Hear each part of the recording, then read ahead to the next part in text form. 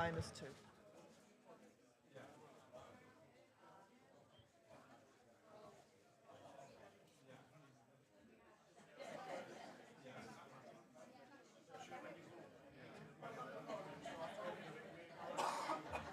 Is that right, 15, is it?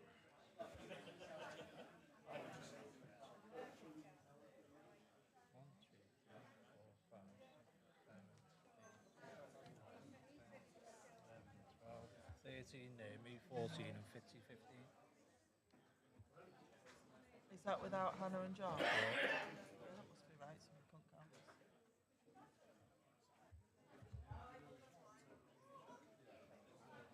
They won't count at Fitzy yesterday, will they? What? They won't count at Fitzy yesterday, will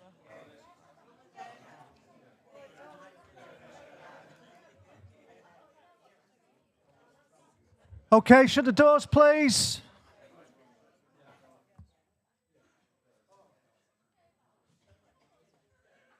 Please take your seats. General Secretary to call the roll.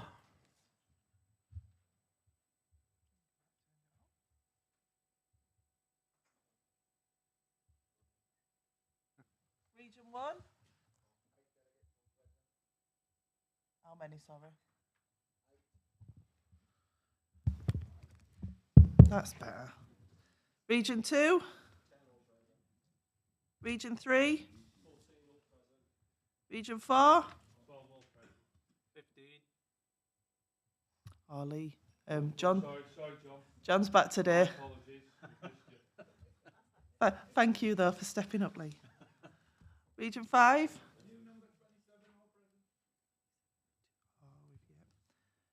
Got our 2 from Region 6. Region 7?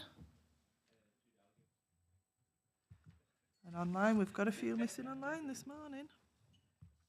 Thank you, conference. Okay, conference, before we get into business this morning, on Sunday, well, yesterday, wasn't it? On yesterday, when we opened conference, I reminded everybody about being respectful. That includes being here in this conference hall, when you obviously go into the bar, and also when you go back to your room. Other people can be disturbed if you make a lot of noise in your room, and that's unfair to those individuals that are having, having to sleep next door to you. So I'd remind conference delegates that you wouldn't like it if it happened to you. You would probably get quite angry if people kept you awake because you wanted to enjoy yourself. If it does end up going to the Standing Orders Committee, they may refer it to the Executive Council, and we may have to consider whether or not, you pay a penalty on that, which could include, a breach of the etiquette rules and a breach of the respect rules, with maybe getting banned from the next conference at least. So I just remind you to remember at all times. We are all here to enjoy ourselves, that's true. We're all here to take part in business, that's true. But we're all here to be respectful to one another too. So please bear that in mind, when you go back to your rooms, that should be a peaceful area, and consider your neighbours. And I've got another, obviously, he's just come of age. For those people that don't know, he's now officially reached the age of 21, at least on 10 separate occasions. But I believe we've got to sing happy birthday to Ian Gregory because it's his birthday today. Happy birthday to you. Happy birthday to you. Happy birthday, dear Ian. Happy birthday to you. Hey.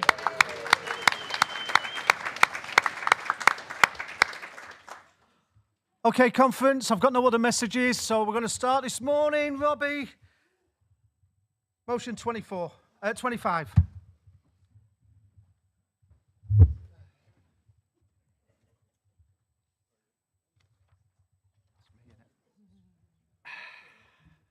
Robbie, branch 282, Kernow, district branch, me handsomes. Gotta put me glasses on because I got Guinness eyes this morning. Needs budget for Kernow. Me handsomes, we have been campaigning for a needs budget to improve the lives of our members, their families, and our proud citizens within our great nation, Kernow. We ask conference to support us rebels down in Kernow, and adopt the needs budget campaign throughout our union nationally and push through trades councils, local groups, branches, social justice groups, and political parties to create a nationwide campaign to tell this government we have had enough. A needs budget, me lovelies, incorporates these core principles. No child, no vulnerable adult in Cornwall will be a source of profit. No. Every Cornwall public service privatised since 1979 to be back in public ownership now. £15 per hour minimum wage for all Cornish workers now. An immediate end to all right to buy. No selling off our social homes. Addressing the housing crisis by building social housing, council houses, which in-house works department. More homes for the Cornish people now. Demanding the return of £450 million stolen from Cornwall by the central government since 2010. We want our money back now. No more council tax rises. Ensure people are connected within Cornwall with cheap, publicly owned, run transport. Nationalise our transport.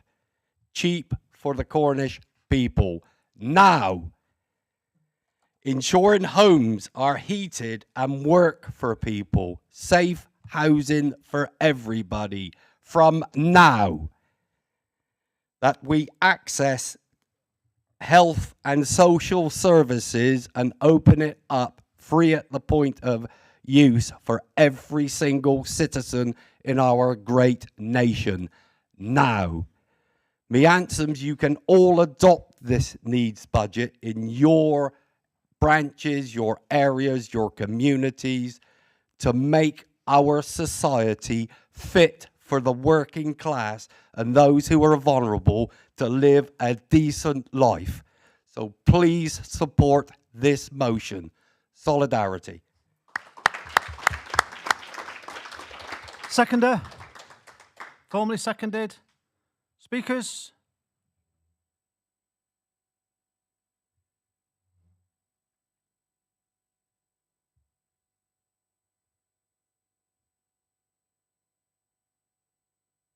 Chair, platform, comrades, Dawn Scott, 253. There's nothing more I can really add to this. I'm just asking you all to support our comrade and our anthem. So please support. You can't hear me, can you? It's a shame. Could you hear me? Oh, it's a shame. Anyway, please support. Let's stand by our comrade. Thank you.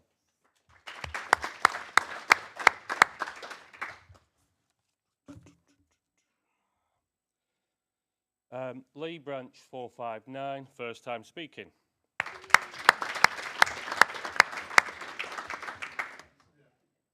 First of all, I'd like to, say to the comrade, great speech, but as a branch, we are requesting you to oppose this motion, and the reasons are below. Trade unions operate on a core principle of industrial solidarity. prioritising a localised regional campaign for one specific geographical place, risk creating an internal hierarchy or dividing members. We can argue across the country that all our members face issues like food insecurity, soaring energy prices and stagnant wages impact the working class food sector members across every branch nationwide, not just in Cornwall.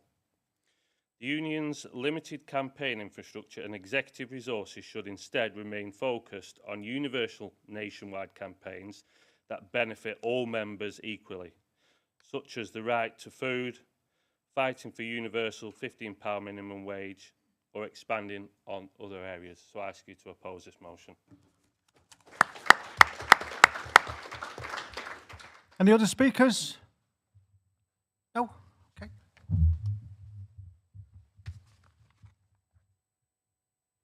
Conference, the executive would ask you to support the motion.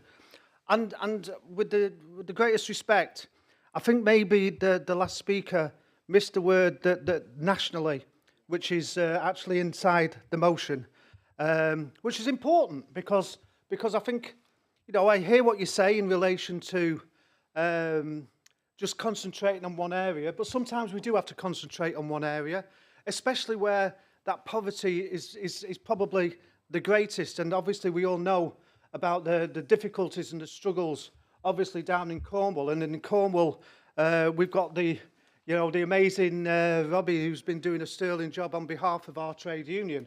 And we're very proud of that, and we're very proud of him. But the key element, I think, is important in this motion is not that it's about one area, but the call for it to be national. There is one area, though, I do disagree with, Robbie, believe it or not. And that's your call for £15 an hour. And I'll tell you why. And maybe I didn't explain myself properly on Sunday. I no longer want to see minimum wages. I no longer want to campaign for wages of minimum standard or minimum level.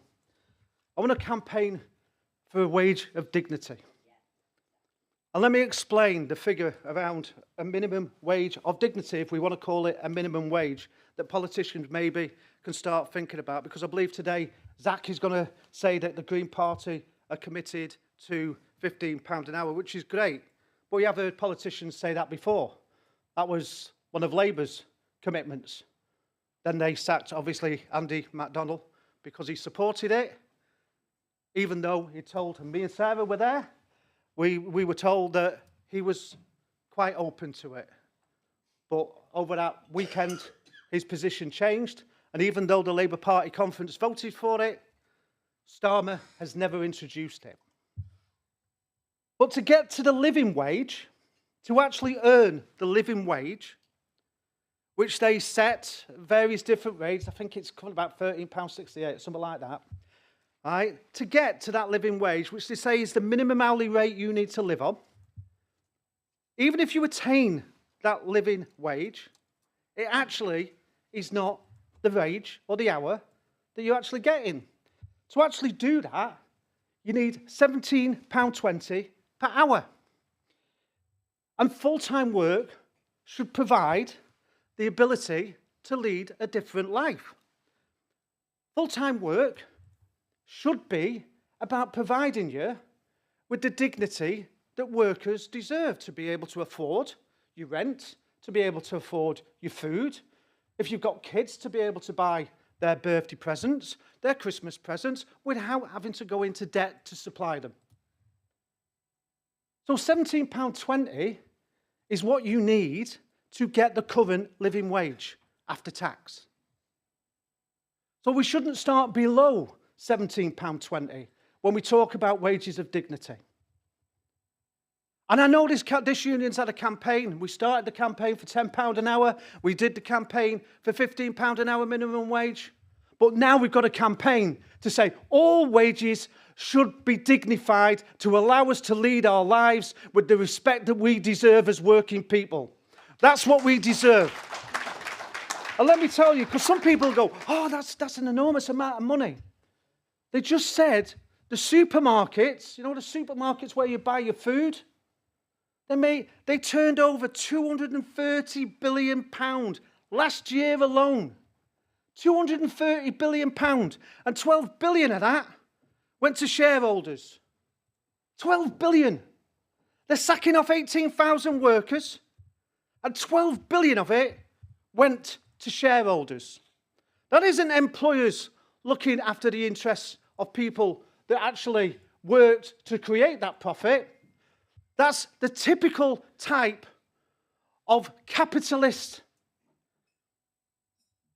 I'm not going to go to standing orders. Typical type of capital business practices that have taken all of the money for our communities. £17.20 on a 37.5-hour week is just £33,500 a year annually. I bought some Zavorex from the chemist on Friday. I couldn't believe for a little tube of Zavorex, it cost £9.03. So don't tell me there's no money, because that money's going somewhere.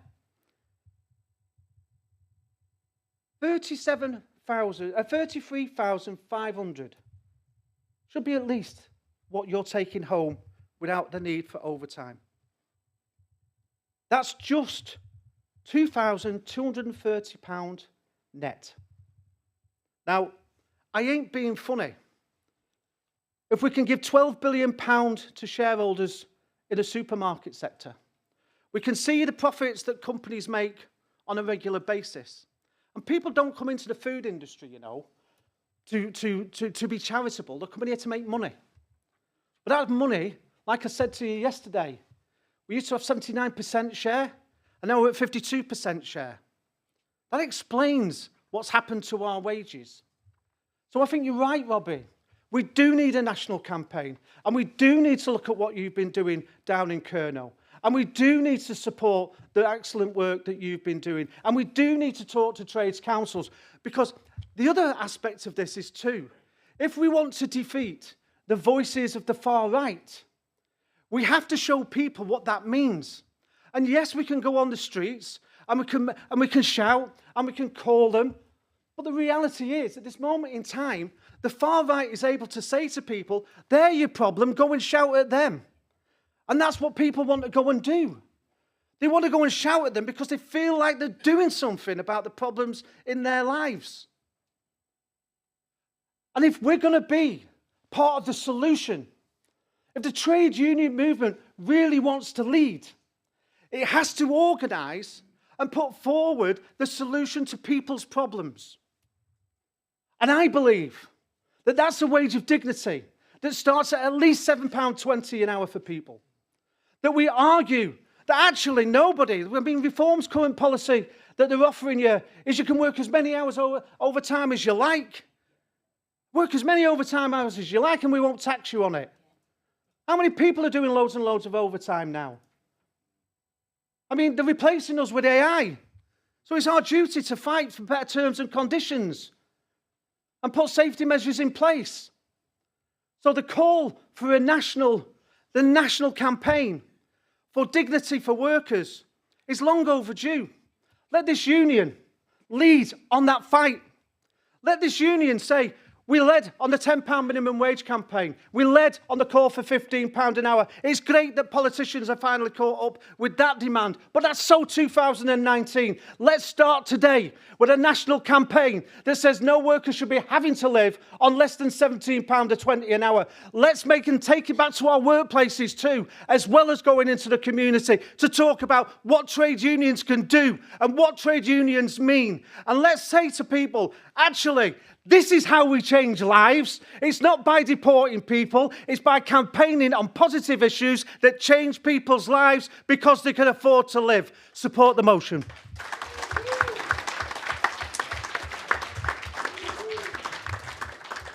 You do have the right to reply. Okay, to the vote. Those in favour? Those against? It's carried. Thank you. Motion 26.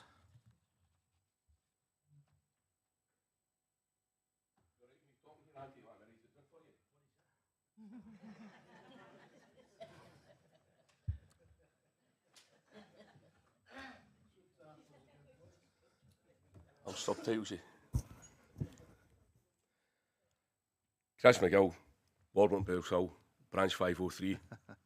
I'll speak slowly so you understand me.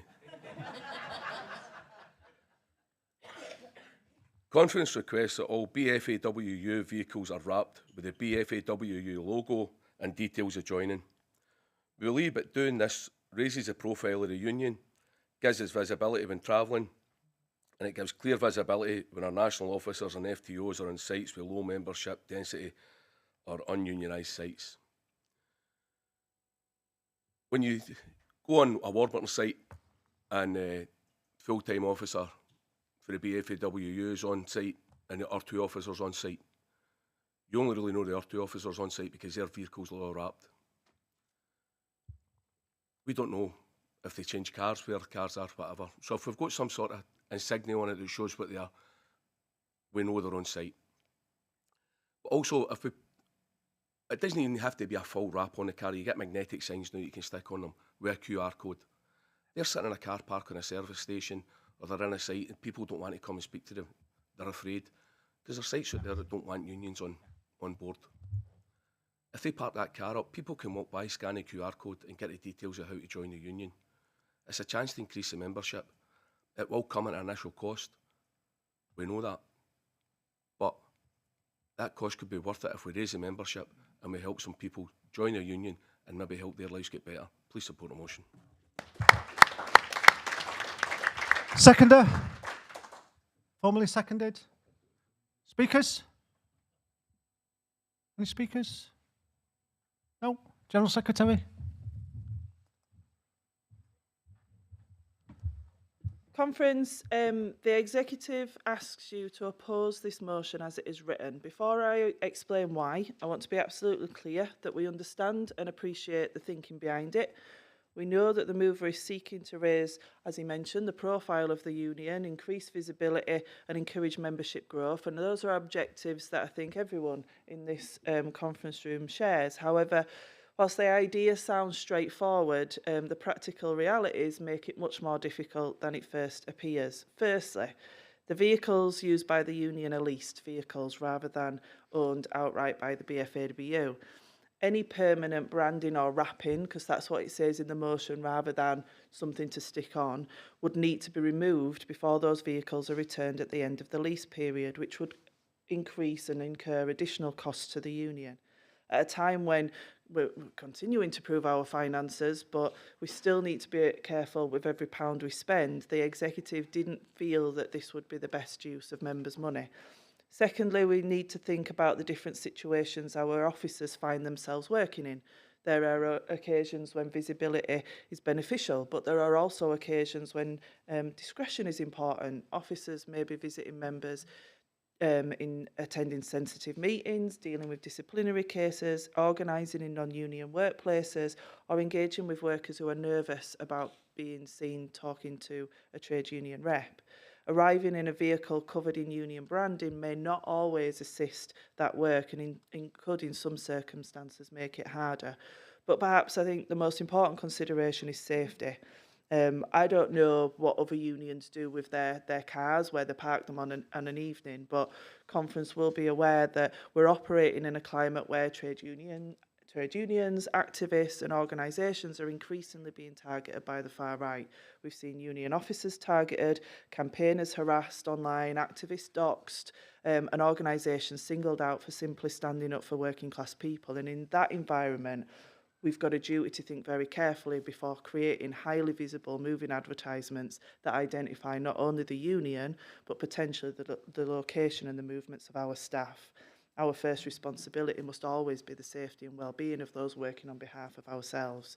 None of this means that we should not promote the BFAWU. We absolutely should. We should continue to raise our profile through organising, through social media, through workplace campaigns, community engagement, and all the rest of the work that we do. Our best advertisement conference has always been a worker telling another worker that the union has made a difference in their life and their workplace. So we appreciate the intent, Chris, and we understand the rationale behind it, but costs, practical difficulties and health and safety potential implications outweigh the benefits. So for those reasons, at this moment in time, we would ask you to oppose the motion. Right of reply? No. Okay, to the vote, those in favour? Those against? That's lost, thank you. What time's she coming on? 10? Motion 27.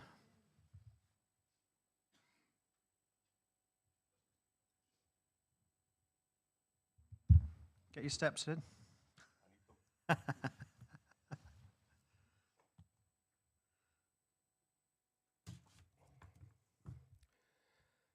Chris McGill, Ward Winners Bellshill, Branch 503 again. We asked conference to push back on employers who push shop staff to the limit by increasing workloads while reducing hours and staffing levels while they post massive profits. For too long, some of our members have been pushed to the limits in the shops. I'm going to use a Greggs store, for example, only because my wife works with Greggs and I've got to listen to her every single day she comes in for work moaning about it. She's not here, so that's all right. She's nipped out for 2 minutes. So in some of the Greggs stores, the staff had to do a set-up, do the takeaways, the bake-off, Uber Eats, Just Eat, click and collect, serve, keep the shops clean, the shelves full, and watch out for shoplifters. All this while the company's cutting hours, which means the staffing levels drop, which puts more pressure on the staff in the shops to perform more than one role at a time, but they only get paid one wage. The big bosses reap the rewards of the hard work that the staff put in, as Ian touched on there. They got all the money while we got all the hardship and the pressure. They dangle the carrot a profit share at the staff and tell them, oh, you'll get a wee profit share at the end. But if they put more staff in, they'd still get a profit share. It just means that their cut wouldn't be as big. We get 2 people serving over a 3-hour lunch period where they're not allowed to take a break. They've got irate customers in the queue because there's not enough staff to serve them. They've got people coming in and just lifting what they want and walking out the shops without paying. They've got to deal with Uber Eats and Just Eats over that time as well. Some of these people working in the shops are on a breadline, same as most people. If they go to work hungry and they take as much as a donut or a sausage roll, they could be sacked. But people are allowed to walk in and walk out without paying, and they can't challenge them. Now that's disgusting. It's a terrible place to be in. We need proper staffing levels in the shops and no big bosses with big bank accounts. Please support.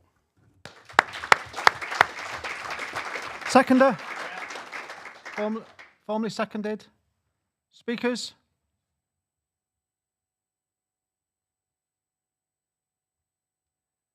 Nick Mead, Branch 253. Speaking on behalf of my branch, not standing orders this time. I'm one of the shop workers. I work for Greggs. Everything he's just said is pretty true. And as I was looking around this room, there were a number of nodding heads. Some over there. I can see him nodding again now. There's some over here. We all experience this day in, day out. I'm lucky I get to sit on the GNC. So I sit there with the MD and we hear the story that they tell us and what they expect and what the chairman expects. But as we come down the line, that's not what we're getting. The middle tier of management is where the problems lie. They're the ones that are slashing budgets. They're the ones who are telling us to cut hours. They're the ones who are telling us to put out 3-hour shifts. They're the ones who will discipline us if we take any food. Please support this motion.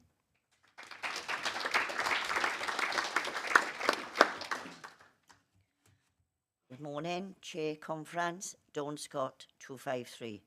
I'm also a Greggs worker.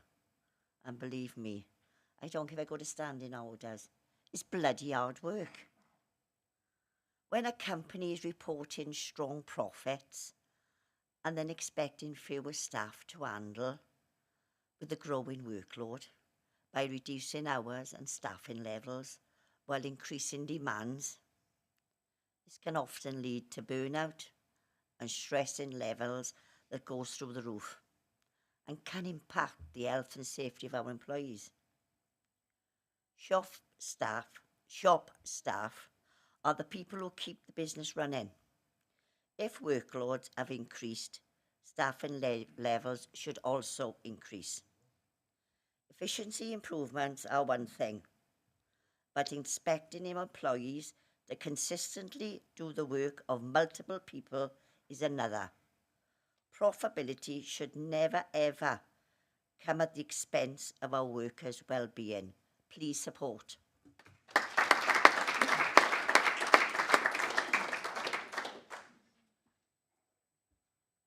Michael White, Branch 202 Greencore. I support this motion. My girlfriend works for B&M.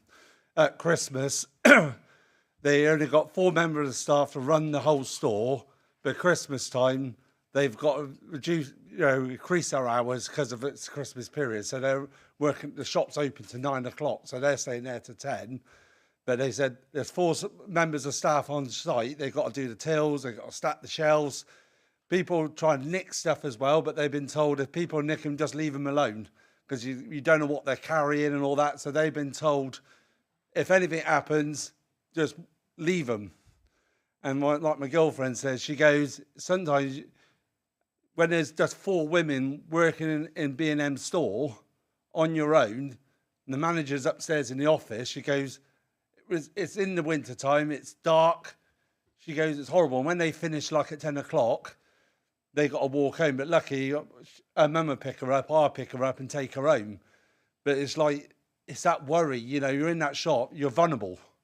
It doesn't matter what industry you're in, if you're in Greggs or any kind of shop, something needs to be done. So please support this motion.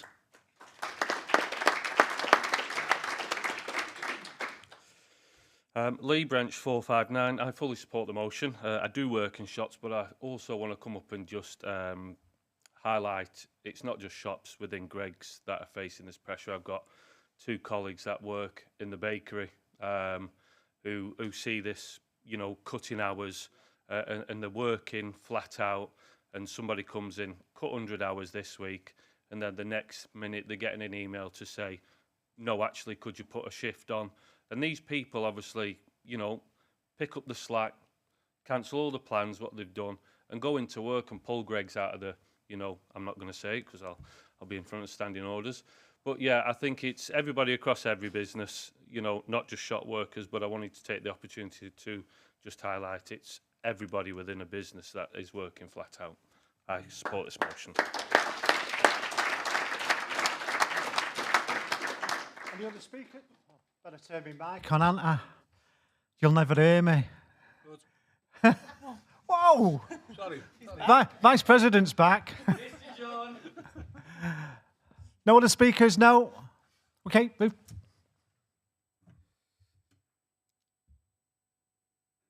Ruth Stevenson speaking on behalf of the EC, here to support this motion, obviously. I'm here personally to support this motion. I work in retail and I've done for 43 years. The job has changed so much in the 43 years, but over the last few years it seems to be very apparent that companies are putting profit before people. I was pushed to the limit. For over 40 years I was a shop manager and I managed. However, the amount of pressure I was put under 3 years ago made me change my role. I didn't want to, I wasn't ready to, but my health was more important. Reducing hours and staffing levels is common all over the retail sector, but there is a limit to where we can be pushed to. The company, Greggs, made a £187 million profit last year, and that was down from 195 million the year before, and they say that that's a bad year. Please support. Okay, to the vote. Those in favour? Those against? That's unanimous. You can put your agendas away for a little bit now. We've got our guest speaker who's online. For people that's been to conference before, you've already know that Rebecca Long-Bailey is the chair of our parliamentary group for the new delegates. Obviously, just letting you know, Rebecca Long-Bailey is the chair of our parliamentary group. And she's now going to give the annual parliamentary report on the work that's been being done in Parliament. So, welcome, Becky, and over to you. Lovely, thanks Ian, and thanks so much for having me again. I'm sorry I can't be there in person. I just wanted to start by thanking Sarah and Ian and the National Exec, the branch officers, the workplace representatives and every member for the work that you do every day. Because whether it's in bakeries, food production, retail, distribution or hospitality, you're the people who keep this country fed. But too often, the workers who produce our food are the very people struggling most with low pay, insecure work and rising living costs. And that's why the work of this union remains so important. And over the past year, the political landscape, it's been dominated by growing public frustration and anger with the government, frankly. A lot of people voted for change in 2024 and they expected to see meaningful improvements in their living standards. But instead, sadly, millions are continuing to face the pressures of rising costs, insecurity, and declining living standards. And it's against that backdrop, really, that the parliamentary group has continued to try and make sure that the voices of food workers and working class communities are heard in Parliament. I'm really proud to continue co-chairing the group, and we've got amazing colleagues right across the House, including people that you probably know already, like John McDonnell, Ian Byrne, Kim Johnson, Andy MacDonald, Oksana Begum, Ian Lavery, Brian Leishman, Lord John Hendy, and so many more people. And what we do is hold regular meetings. We brief MPs beyond our wider group and people in the House of Lords as well. We table parliamentary questions. We write to ministers and employers. We try to get meetings with ministers and secretaries of state on issues that are important to the union. And we intervene in debates and committees to advance the union's priorities. And I'll just briefly run through some of the big stuff that we've been doing over the last year. And then I'll come on to what we probably all want to talk about, and that's the state of politics at the moment. So in terms of the work update then, one of our biggest areas obviously has been employment rights. We've had the Employment Rights Bill becoming law, and whilst it contains some really welcome measures, we've been consistently arguing that it doesn't go far enough. The removal of anti-union restrictions introduced by previous Conservative governments is really positive. So too are the improvements in certain individual employment rights, but we need more than just modest reforms. We need real collective power. And throughout the bill's passage in Parliament, the group worked alongside the union, the Institute of Employment Rights, the Campaign for Trade Union Freedom, the General Federation of Trade Unions and the Trade Union Coordinating Group to push for stronger protections. We argued that sectoral collective bargaining to raise standards across industries should be standard. We argued for a single legal status of worker to tackle bogus self-employment and exploitation in the gig economy. And we asked for stronger legal remedies when employers break the law and for the removal of outdated restrictions on solidarity action. Lord Hendy, who was our employment expert, and Andy MacDonald too, led the important efforts to strengthen the legislation through amendments to the bill. And whilst many of them weren't accepted, sadly, the campaign doesn't end there. Many of the new rights are going to depend on what we call secondary legislation, so usually like what we call regulations before they come into force. So what we're going to do is continue pressing ministers to implement those measures quickly and robustly, and we'll continue making the case for what many of us describe as an Employment Rights Bill Mark II, because the job of delivering workplace rights fit for the 21st century remains unfinished in most of our views. Next up, work-wise, probably the most significant development this year has been the launch of the Right to Food Commission, and that's been a landmark collaboration between the union, the Food and Work Network, Ian Byrne MP and the University of Westminster. The Commission was established to gather evidence from right across the UK and to develop a practical roadmap for making right to food a legal reality.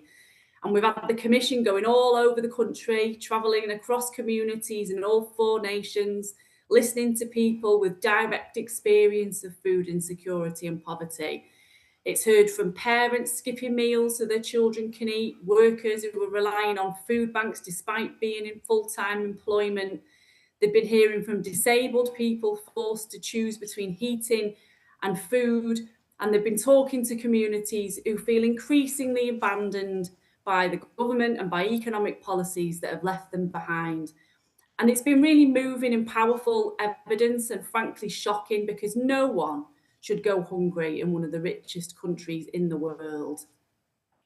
The Commission itself is chaired by Professor Barry Margetts, with Ian Byrne and Sarah Woolley serving as vice chairs. And I want to place on my record my huge appreciation for the enormous amount of work that they've been putting into this project. There's going to be a report from the Commission later this year that you can all keep your eyes out for. And our challenge is going to be ensuring that the recommendations from that commissioned report will become a tool for campaigning and change, rather than just another report gathering dust on a shelf that the government says is lovely but doesn't do much about. Because food insecurity isn't inevitable. Hunger is not a natural phenomenon. It's the consequence of political and economic choices. And the union has been absolutely right to put the right to food right at the centre of the parliamentary and trade union agenda. Next up, in WorkWise, we've also continued to challenge the power of the major supermarket chains and the growing concentration of power within the food industry. We probably all know that for many years, the unions highlighted how suppliers, producers, workers and consumers, they're all squeezed by a system that prioritises shareholder returns above all else. Now, we've been raising concerns about excessive food prices, the inability of the current regulatory framework to protect consumers or suppliers. And in Parliament, we've argued for a stronger groceries regulator with powers to intervene where pricing practices are damaging the public interest, where it's exploiting consumers or undermining the sustainability of the food supply chain. Because we've seen constantly that when a big supplier is trying to cut costs, it's always the workers that are hit first. And that's what we've been trying to flag with government and ensure that we have greater and stronger regulation on this issue. We've also continued sounding the alarm about private equity ownership in the supermarket sector. And it was the Bakers Union that was one of the first to highlight the dangers posed by short-term financial interests taking control of strategically important food businesses.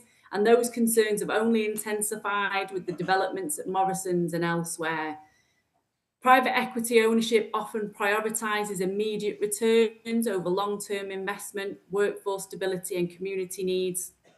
Store closures, job losses and reduced investment can become the price paid by workers and consumers alike. And we've raised these concerns repeatedly with ministers and regulators, and will continue pressing for greater scrutiny of ownership models that threaten jobs, communities and food security. And alongside this, the unions also engage closely with competition authorities over major mergers within the food sector. And whilst every case has to be considered on its merits, fair enough, our consistent position has been clear. Workers should not be expected to pay the price for corporate restructuring, and policymakers must consider the long-term impact of increasing supermarket concentration on jobs, consumers, and the resilience of the food supply chain.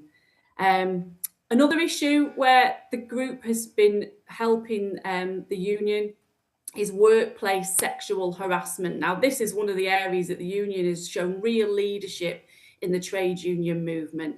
The union's work exposing sexual harassment, bullying and racism within McDonald's has been groundbreaking.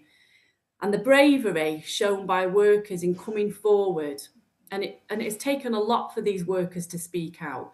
It's helped force action from regulators, and it's put workplace safety firmly on the national agenda. Yet despite years of scrutiny, serious concerns remain, and that's why the parliamentary group has continued to raise these issues with ministers and pressed for stronger action. We've also supported the End Not Defend campaign, which is a fantastic campaign that seeks to move responsibility for preventing workplace sexual harassment into health and safety and into part of that framework. And it's an important campaign because it shifts the focus away from reacting after harm has occurred and towards preventing harm in the first place. It makes it a health and safety issue, and it should be a health and safety issue because a worker's safety is of paramount importance. Workplace sexual harassment isn't simply an equality issue, it's a workplace safety issue, and employers should be required to assess risks, put preventative measures in place, and be held accountable when they fail. And it's going to be easy to do that, to put that just straight into the workplace health and safety framework. And that's what we're asking government to do at the moment. And we'll continue to work with campaigners, the trade union and parliamentarians to ensure this happens and to strengthen protections.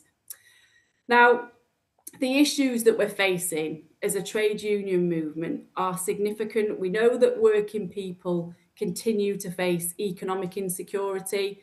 Food poverty remains widespread, trade union rights still fall short of what is needed, workplace exploitation still persists.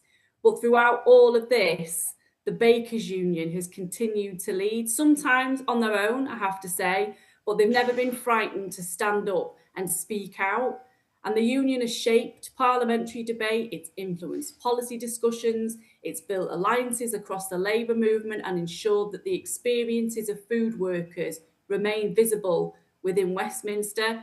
And as chair of the group, I can assure you that we're going to do everything we can to support the union in the year ahead. But that leads me now on to the little kind of Westminster gossip section of my update. And I think everybody who's on this conference today understands that we're in really unstable and worrying political times. And we're gathering in a moment that demands so much from all of us, more compassion, more courage, and more unity, because in difficult economic times, when families are struggling to get by, when wages are stagnant, rents are soaring, and people are anxious about their futures, it's our communities who feel the strain most sharply. And in those moments of hardship, the far right tries to seep into the cracks of society, whispering division, sowing hatred, pushing the poisonous idea that one group of people's misfortune is somehow caused by another group's existence. And we've been here before, and we understand that racism and division don't come from strength. They come from fear and manipulation. The far right feeds on despair. They feed on insecurity and on the deliberate neglect of working class communities by those who hold power and wealth. And they try to pit neighbour against neighbour, worker against worker, British born against migrant, white against black, while the real culprits of inequality, those who are extracting wealth from our labour and our public services, go unchallenged. And you know, the very bulwark against this, the party that was created to challenge wealth and power and to hand it to our communities, well, it's lost its way. And I was at the local election count in Salford not so long ago. Salford, we were lucky that we were only 1/3 of seats up, but those 1/3 of seats were completely wiped out. I think we kept about 2 Labour seats out of all of them. And I watched good people lose that should never have lost. Councillors who spent years fighting for their communities, men and women who answered calls late at night from frightened residents who battled for food banks, youth services, warm spaces and housing support while Westminster barely even noticed that places like ours existed. People who worked themselves into exhaustion because they actually believed that public service still meant something. And it wasn't them who failed our communities. It wasn't our local councillors who made pensioners fear the winter by cutting the winter fuel allowance. It wasn't our local councillors who kept the cruel 2-child cap and suspended MPs like me for voting to scrap it while children were going hungry. And it wasn't our local councillors who talked about cutting support for disabled people who were already struggling to survive. And whilst the party might have thankfully U-turned on all of these stupid and devastating policy decisions that no Labour government should have ever made, the damage was already done. And it was compounded by scandals in Westminster, people accepting free stuff left, right and centre, all the murky business about Peter Mandelson, and people's faith in the Labour Party and what we actually stood for was shaken. And that was heartbreaking, because our communities aren't just some piece on the Westminster chessboard to be moved about by rich and powerful people. We know that it's the woman working every hour she can and still lying awake, wondering how she's going to pay the bills. It's pensioners who spent 40 or 50 years working their heart out and now sit wrapped in blankets because heating's become a luxury. It's the lad in a warehouse breaking his back while billionaires are making more money in a day than he's ever going to see in a lifetime. And it's our communities battered by cuts, poverty and neglect, and still somehow finding the strength to look after one another when they know politics has failed them. Our communities are proud communities, they're generous communities, working class communities with dignity and resilience running through their veins, and they were crying out for a Labour government at the top to fight for them. And what I saw all those weeks ago was pain, it was anger, and it was the same question asked time and time again. What does Labour actually stand for? And that's why people turned away, not because they abandoned Labour values, but because they felt that Labour in Westminster abandoned them first. And that was the political vacuum that Reform and the Greens stepped into. And we've got to remember that our Labour movement, it was built by working people who demanded dignity and justice in a system that was rigged against them. It was built to confront wealth and power, not sit comfortably beside it.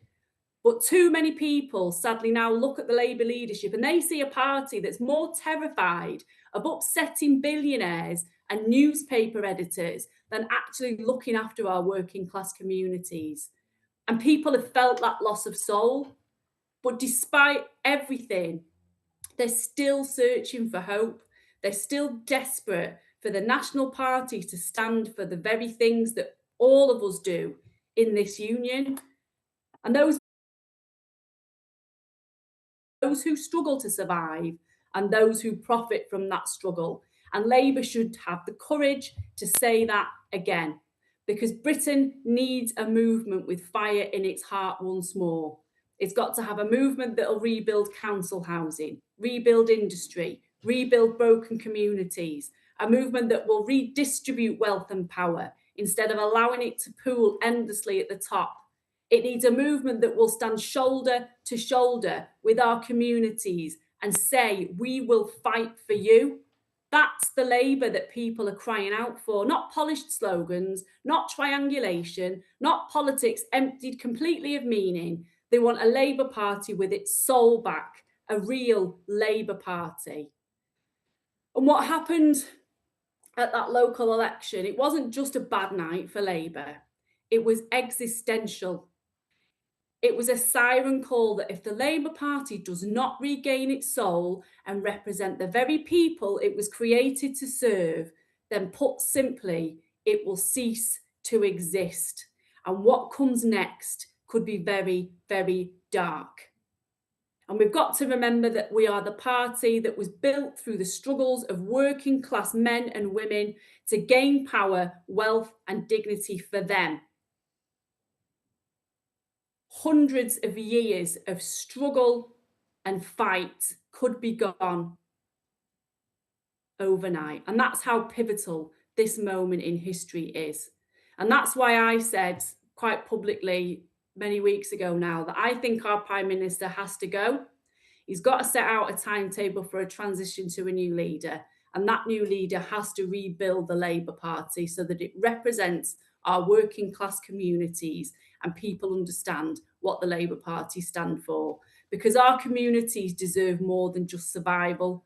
They deserve dignity, security, hope, and a future worth believing in. And if we can once again become that fearless voice of ordinary people, if we can stop chasing the approval of the powerful and start fighting unapologetically for working class communities again, then people might come home. But at the moment, we're in a very dark place. And I'll leave my comments there because I've gone off on a bit of a rant there. But it's an absolute pleasure to be with you. And any questions anybody's got, then feel free to let me know.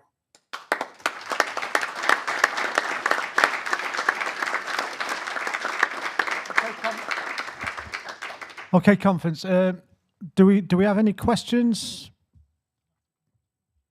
Do we have any questions? Anybody want to ask Becky a question? Do you want to go over there and ask a question?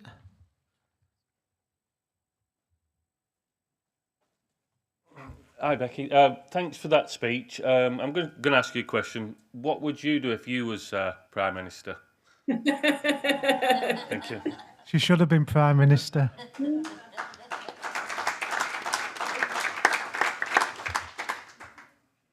you want me to come back on this one? Yeah, are we doing like one at a time? I've got another question online. Jonathan? Yeah, cool.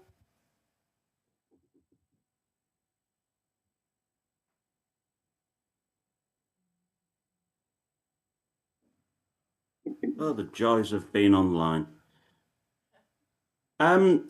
What's your position should Andy Burnham win the by-election?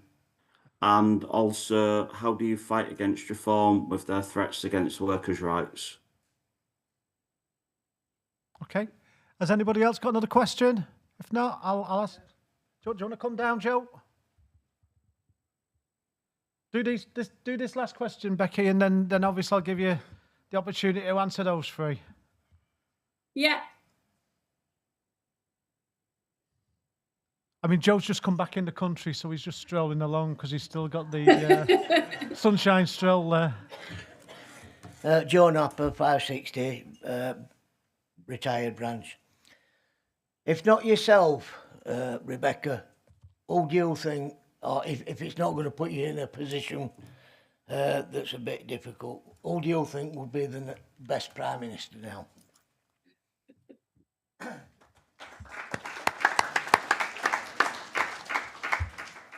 Dead easy questions for all you. Yeah, well, thanks so much. No, they're really good questions. What would I do if I was Prime Minister? We'll be here for the next 2 hours, so I won't tell you everything about my little dream kind of plan. But it's just doing things that you would expect the Labour Party to do. So one of the most important things is setting up a proper national care service so that everybody gets social care and it's guaranteed, no matter what your income, no matter what your background, you will be guaranteed that support. Because looking after my mum, who's very sick at the moment, I mean, I've seen how bad the care system is, how broken it is, how exploited the workforce is within that particular sector. And it's absolutely harrowing. And it's so easy to sort it out. It would cost a lot of money, but I think that we can find the money.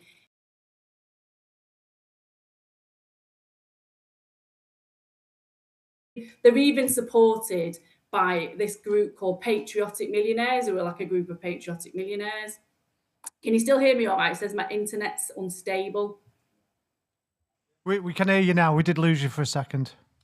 All right, yeah. No, I was just talking about wealth taxes so that we could raise huge amounts of money for the public purse. And there's a group called Patriotic Millionaires, who are a group of patriotic millionaires who support wealth taxes too. So the argument that, you know, they're not popular is for the birds. And there's everything from equalising capital gains tax with income tax all the way through to stopping the subsidies the banks get. They're still getting subsidies off the back of the financial crisis. All the other countries in Europe stopped their banks from getting theirs, and we're still letting our banks receive theirs. And it's billions and billions of pounds every year. And even Gordon Brown was calling for those to be scrapped so that we could put that money back into the public purse. So wealth taxes, a national care service, I'd bring water, energy, and probably post and mail into public ownership. So I think it's really important, particularly for water and energy, that we control that national infrastructure so that we can bring bills down, but we can also stop the extraction of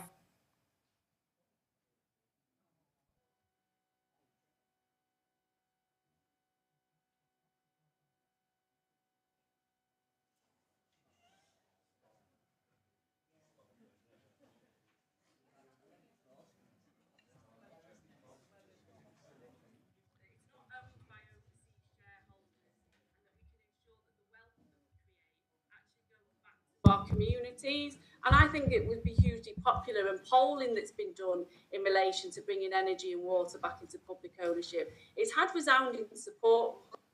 Oh, we've all gone now. Bear with us, conference. Michael, can you text Becky just to let her know that we've dropped off, please?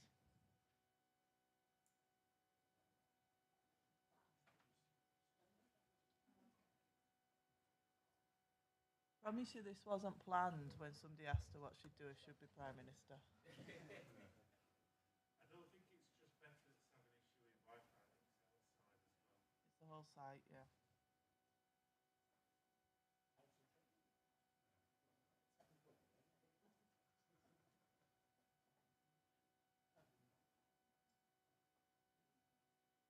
There's nothing like being in an old telecommunications centre, is there?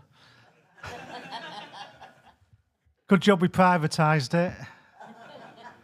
Everything works so much better under privatisation.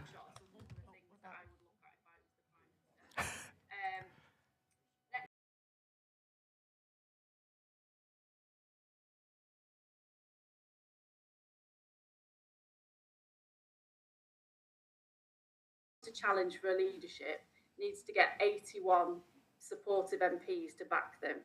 And at the moment, like, there's kind of different groups within Parliament. There's the ones who are kind of more closely aligned with Tony Blair. There's a big group in the middle who are called the soft left, who are kind of a bit floaty, kind of like between everything. And then you've got the left, like the Socialist Campaign Group, who I'm a member of, who are seen as like the left of the Labour Party. At the moment, we don't have 81 MPs. So I think even with the best will in the world, I don't think, I mean, anything could happen. You know, events destroy events is that famous saying. Well, at the moment, and nobody assumes that anybody from the left would get on the ballot paper, which is why there's a huge amount of support for Andy Burnham at the moment, because he's done a really good job as Greater Manchester Mayor. He seems to be quite popular on the doorstep and in our communities. And whilst he's not as left as I would like him to be, he's definitely better than where we are at the moment. And I think he could be, if he worked with every group within the party and brought the left in and the ideas that we've been championing for so long, I think it could be hugely positive. But we'll just have to wait and see what happens there, because obviously he's got to win in Makerfield first. And he's got to set out his stall for challenging the leadership and say what policies he's going to support. So we'll have to see what he has to say. On how we fight reform, I mean, it's simple. I think we just have to be the actual Labour Party again and stand up for the things that people expect us to stand up for, because a lot of people in Salford, and I'm sure it'll be the same in your communities as well, in those local elections, a lot of people voted Reform, not because they loved Nigel Farage and they liked everything that Reform stood for. They were just so angry with what was happening in the Labour Party that they just couldn't support us anymore. And they wanted to sound their protest, or they wanted change. And I think if we started to appear like an actual Labour Party again that talked about rebuilding industry and protecting our working class communities and making sure that our living standards were increasing and that we controlled our national infrastructure so that we could bring people's bills down, then I think we'd start to gain more support. And then we can bring in those arguments of, you know, of kind of important national pride in making sure that we've got the best, you know, economy in the world, the best infrastructure, we control our water, our energy, our rail, that we've got the highest paid workers in the world. You know, that would give us a sense of national pride, and that's the sort of thing that the Labour Party should be arguing. And also, explaining very clearly, and we've not been doing this, and unfortunately, we've been aping the rhetoric of reform, actually explaining what's happening in relation to immigration and being honest and explaining that the issues that people face in their communities, whether it's struggling to get housing or being in insecure work, it's not caused by immigration. It's been caused by an economic model that has been controlled by very powerful people who don't have the interests of our working class communities at heart for over 40 years. And then if we can set out a plan to rebuild that and to actually start developing an economy that does work for people, then I think people would support us again. Who do I think the best Prime Minister is now? I mean, I've got like a long list of like people that I would think would be amazing, but I don't think there's any chance of them ever becoming Prime Minister, to be honest. So I think we're just going to have to wait and see what happens. But ultimately, a Prime Minister has to have those real trade union, working class values at their very heart. We've got to have somebody that sees outside of Westminster and actually understands what real people and real families are going through. And I think at the moment, a lot of people feel that Westminster is completely detached from the real world, and they need to see a politician leading the Labour Party who sounds like them, speaks like them, and actually sets out how they're going to make their lives better.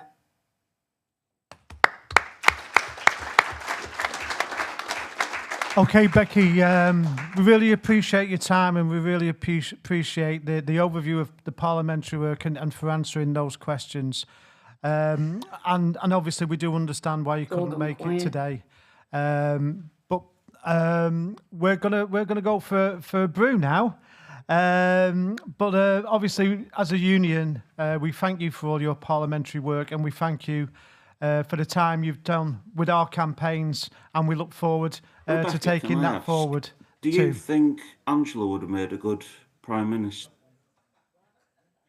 I'm not sure she's planning on going for it. I mean, I might be surprised. And I think it all depends on what people set out as their policy platform, to be perfectly honest. And what I want to see from any leader are commitments to public ownership, because we're a democratic socialist party that has a handful of democratic socialists in it. We've always believed in making sure that we control key parts of infrastructure. But for the last kind of 30 or 40 years, we've never said that, apart from a little period when Jeremy was leader and we suddenly returned back to our original values. We've never talked about that. So I'd want them to say that. I'd want them to talk seriously about how we sorted out housing and the private rented sector, particularly where people are being completely priced out of areas because they can't afford to pay rents. And I'd also want them to see set out a serious plan for social care and rebuilding the NHS and ending outsourcing within the NHS as well, so that we brought everything back in-house. And there's a whole raft of things I'd expect them to set out. So we'll just have to see whoever the leadership candidates are that put themselves forward, what their policy programme is going to be. And if they're going to triangulate, then we're not going to win back hearts and minds. They're going to have to be bold. Thank you very much for that, Becky. We really appreciate you taking the time to come and address us. I know, obviously, you've got a lot of pressure on you for looking after your mum and everything, but we do appreciate the contributions that you make to our conference and the work you do on our behalf in Westminster as the chair of our parliamentary group. And obviously we thank you for all of the things that you've been involved with over the last 12 months, and obviously we look forward to continuing that good work. And just to say this, we were right when we backed you to be the leader of the Labour Party, and we're still right that if the Labour Party needs to change, it needs people like you at the front of it. So thank you very much, Becky. These are all going to go for a brew now, so I'm not going to hold them back any longer, but thank you very much. Oh, do you not want a time to come back so you don't get fined? Okay, come back for 11.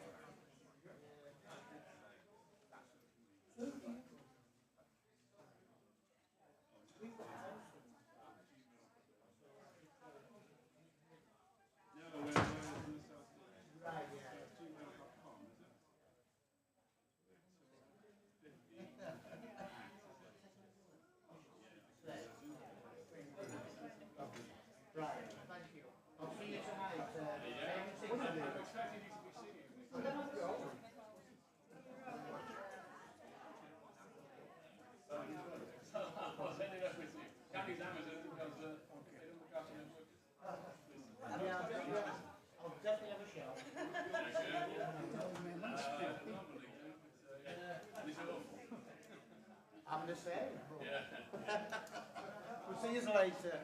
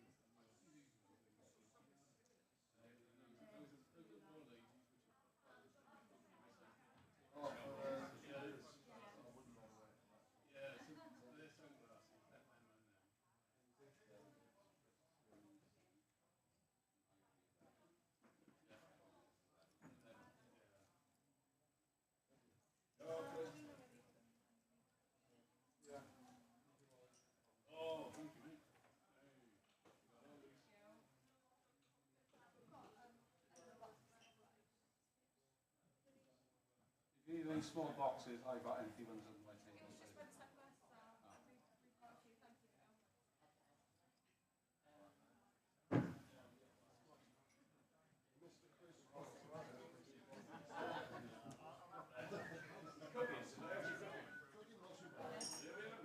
Thank you.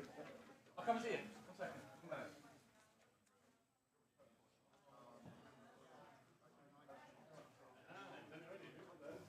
First one in.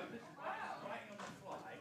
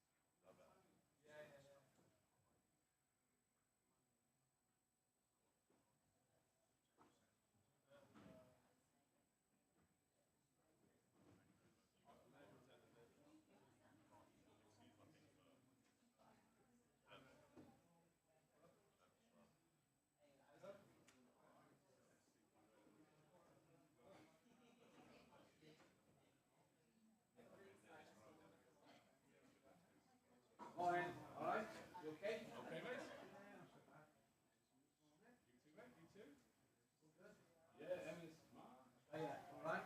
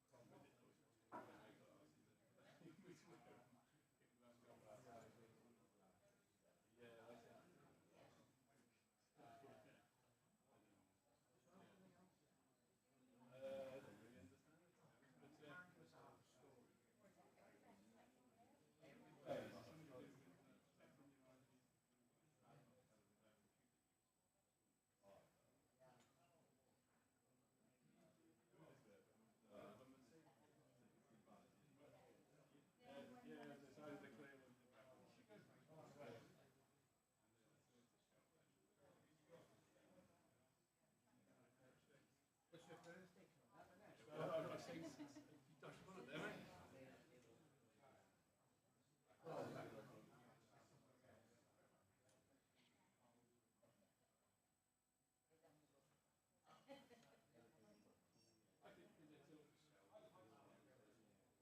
Well, she can't say I haven't done nothing for her birthday, can she? Absolutely. You know, and I'm the type of guy, you know, that will go the extra mile. Oh, well, you should give us some one of local facts in for her birthday. That's what she wants. Yeah, so how do she work? What's she give the girl who has everything? One of local facts? She does all day on it. Right, so, yeah. Did you find it? Yes. Thank you. Karaoke and quiz night. Yes. Sure you want to be up there? You're going to belt a few bars, haven't you? Oh, you know. With the quiz first. Michael, tell me any questions. I've got 50 questions. Wow. Yeah, is there? 50? What's the keeper for then? Yeah, we've 7 till night. And then when they ask for like question 4, question 8, 12, coming now, yeah. It is.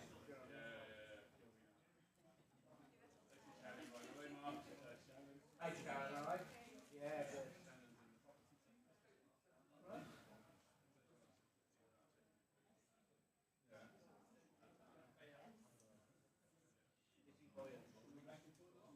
Yeah.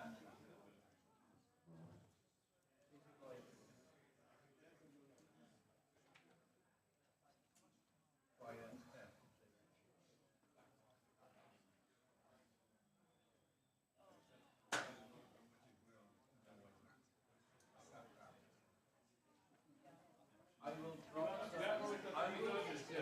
will drop some into the office on my way over. I promise you that. I will. No,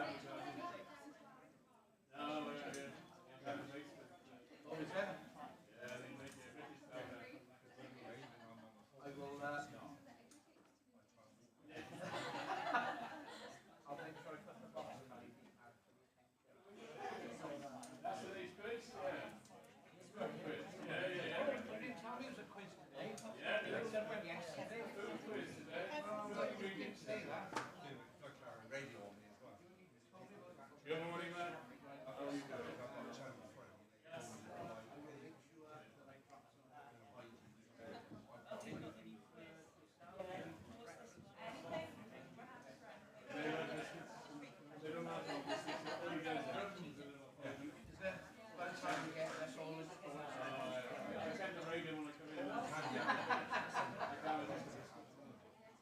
I'll make sure I'll drop them up for you. Then special day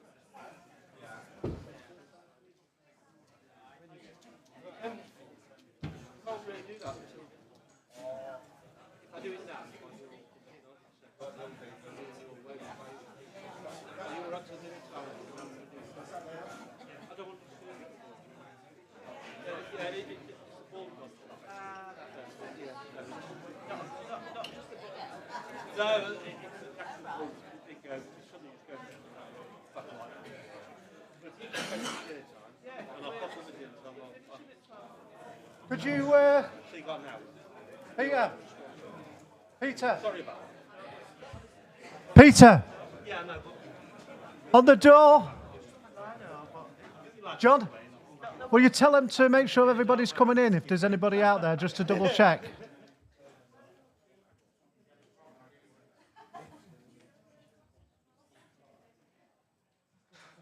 Shuttleworth, who's now in branch 450. She is an ex-Greg's shop worker and a retired member now. She sends her regards. She is currently in hospital, and obviously we know it's very serious. But Dorothy, for many, many years, was an activist on our behalf. She was a representative. She came to conference and she took part in supporting this union and growing this union. And we know that obviously, you know, that Dorothy's illness is one that is going to not be able to be improved upon. So I'm sure on behalf of conference, we can wish her well and obviously send her our regards while she's in hospital. I know you keep in contact with her, Julie, and please give her our regards on behalf of the conference. Okay, thank you.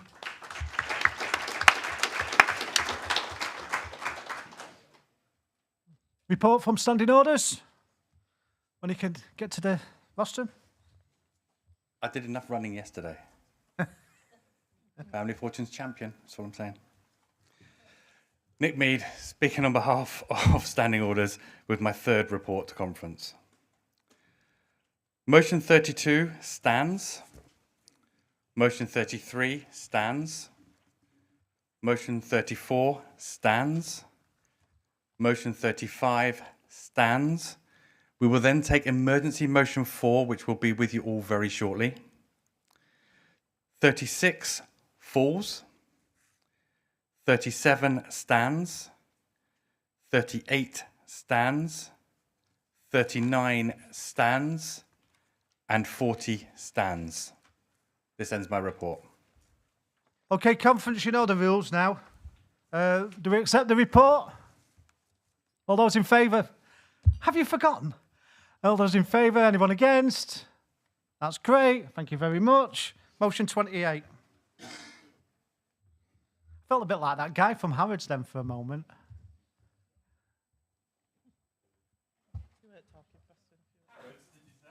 I didn't mean Harrods. I meant that place where they hit it down with a stick and you bid on stuff.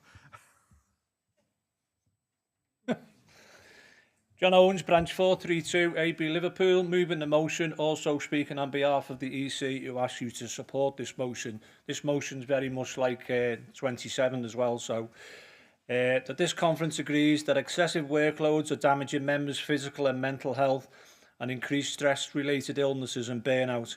Insufficient staffing levels are common practice in our workplaces. We should be campaigning for enforceable workload limits to train and support for our health and safety representatives and to push for risk assessments covering workload and stress. Employers have a legal duty of care and must take effective action to protect the health and safety and well-being of their workforce.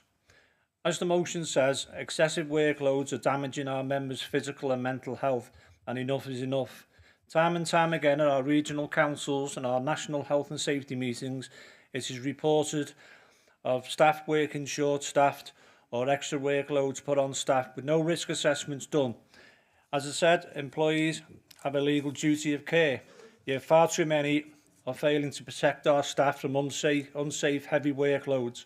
Our union must campaign for the strict enforcement of workload limits and demand comprehensive workload risk assessments in every workplace. Workload is a health and safety issue, not a personal failing, and employees must be held accountable when excessive demands put workers' well-being at risk. We need action, enforcement and accountability to ensure that no member is forced to sacrifice their health because of unmanageable workloads. We need to learn to say no. We need to learn to put more grievances in, and we need to learn to insist on risk assessments. Please support. Formally seconded, I believe. Formally seconded.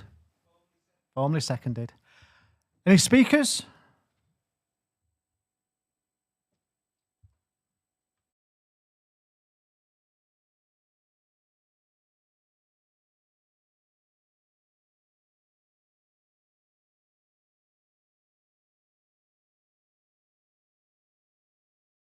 Ermelson Kuraya branch 110. I think we should support this motion because at the moment I'm dealing with a case which when I sit in the room with the person, I feel sorry for him because the person was shaken mentally. He was done. He was destroyed. And the only phone call he have for the management is that you follow him behind with the work, not asking if he's okay or how he's doing. You know, so I think we should support this motion. Thank you. And Bobby, I can hear you. And he's not looking, is he? No. Any other speakers? Bobby, I can still hear you. And no other speakers to the vote then? Those in favour? Those against? That's unanimous. So it's motion 29.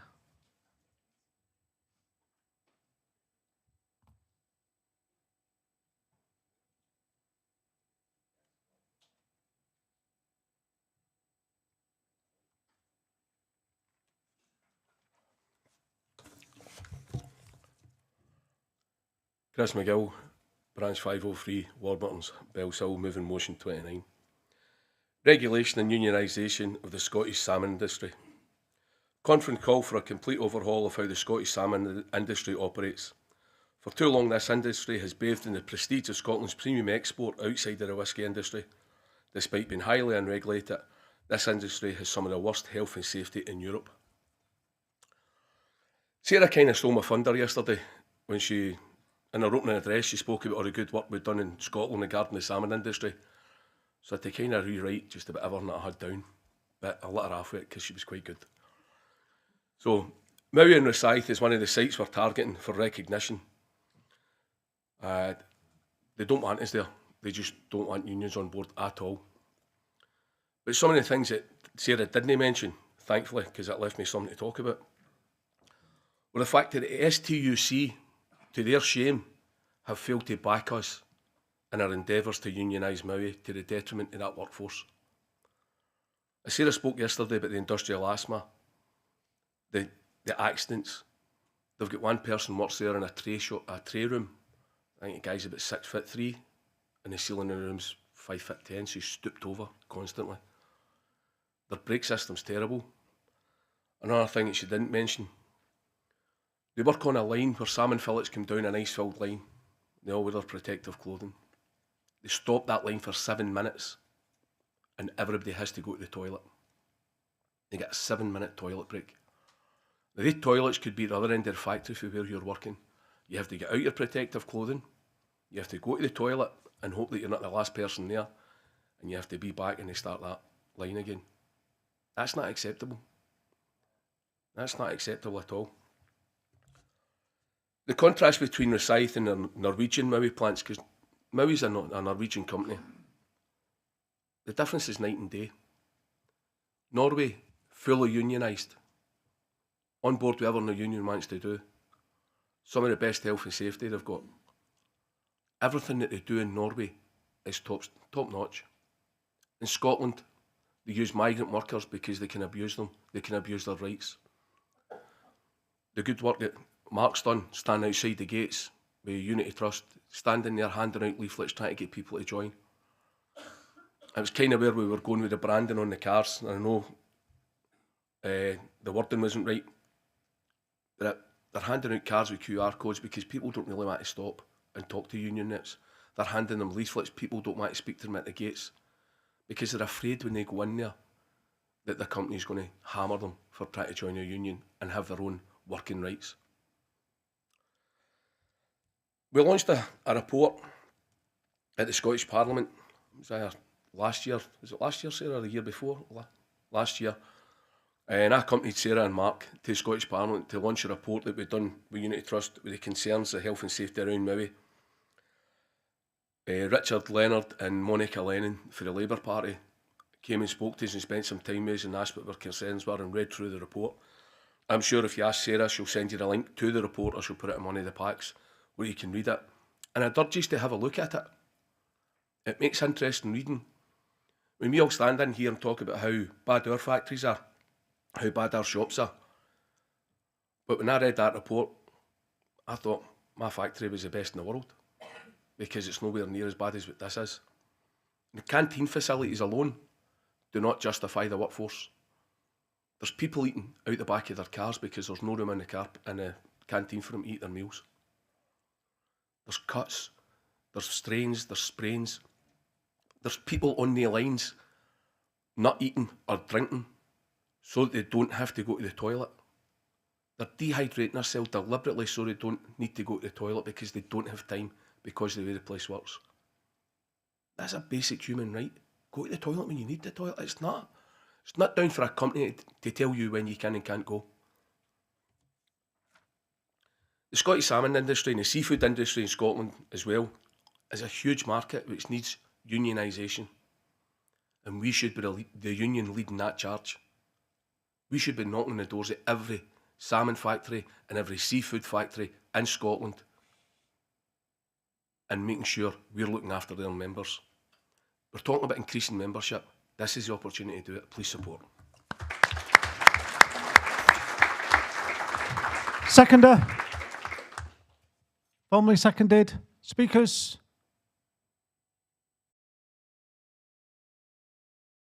Directly through the supply chain. And it's not only its foreign sector that is so successful and economically dynamic to Scotland, but it is also the most consumed fish in the annual retail sales exceeding 1.5 billion. The information provided by Chris is very, very damning. The Scottish salmon industry has far too many serious workplace accidents and exposures to hazardous materials. The employer has constantly shown a reluctance to engage with not only the Bakers Union, but with environmental and animal welfare groups to address all of the issues that Chris has mentioned. So the EC would ask you to support the motion. Thank you. Okay, to the vote. Those in favour? Those against? Unanimous. Thank you very much.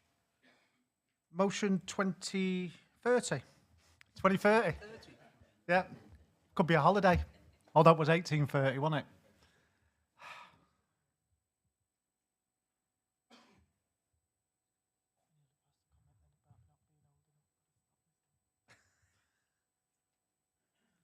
Right, Andy Merton, Manicolton. Go on. Occupational sick pay.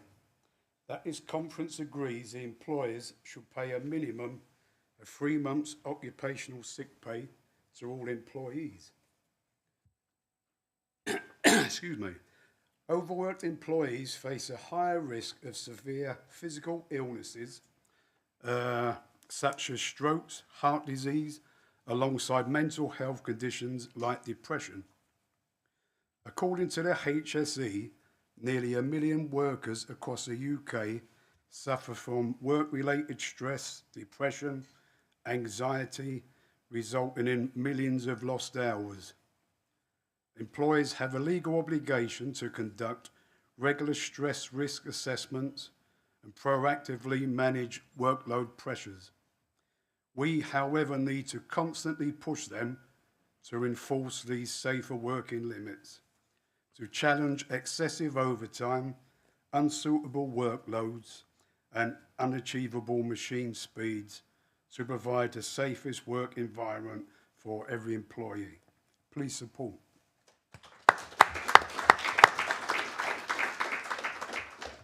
Seconder?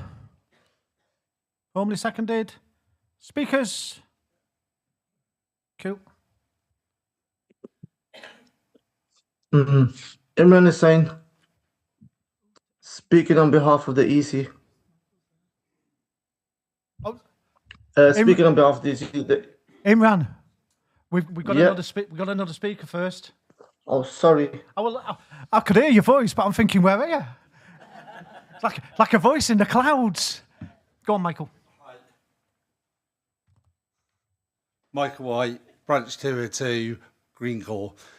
A couple of months ago, I got diagnosed to have an operation on my foot. The worry at the time, with the worry, I thought I might have to take time off work. All the stress and the mental health for myself, I was going to the work and I need to take time off. How do I pay my bills? And all that was affecting my mental health because I was like going, I pay, my wages come in, I pay my bills week by week. And I was going, it was affecting my mental health at work because I was panicking. I was like going, I'm going to be off. I don't know if I'm going to be off 1 week, 2 weeks. And some of my friends goes, yeah, but it's only a toenail removed. That's on my dictator. I said, yeah, I don't know if I'm going to be, when I have the operation done, will I be able to work?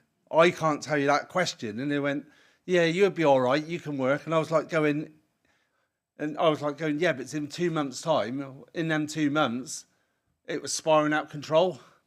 And I was, as the months were going on, I was panicking and panicking. I was like, if I do need to take time off work, how do I pay my bills?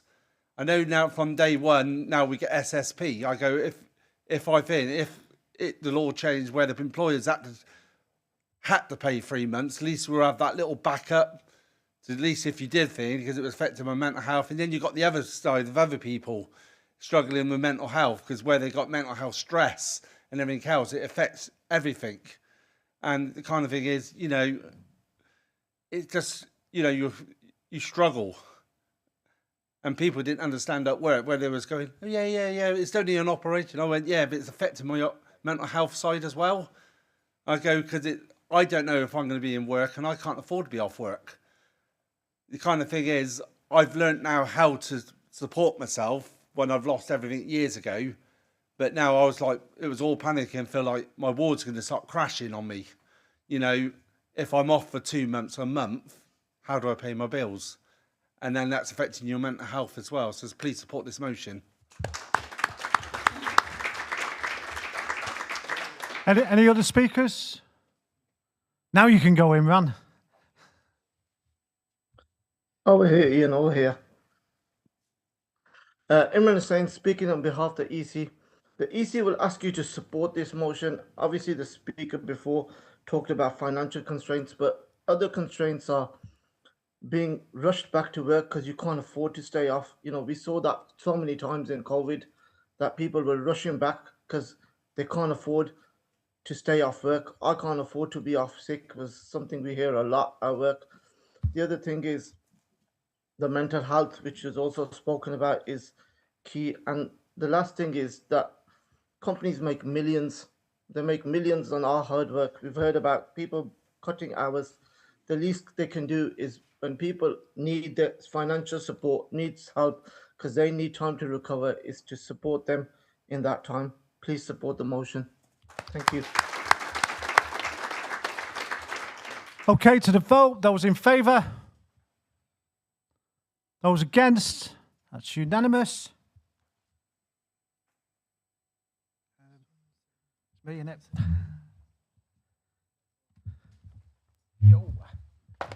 Ian Hodgson, National President, moving motion 31 on behalf of the Executive.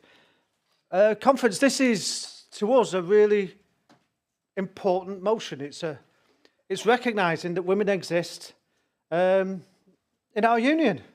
I mean, something that we seem to have forgotten, really, when it comes to health and safety, something that's never really been a priority for employers, or really for us as a union, it would seem. And why do I say that? Because we haven't really tackled the issue, the fact that women are not visible in the workplace when it comes to health and safety. In far too many employers, what we find is when they order personal protective equipment, what they tend to do is order average sizes. And they're normally tailored around blokes, you know, not women. We know that when they do risk assessments, it's normally tailored around the average person.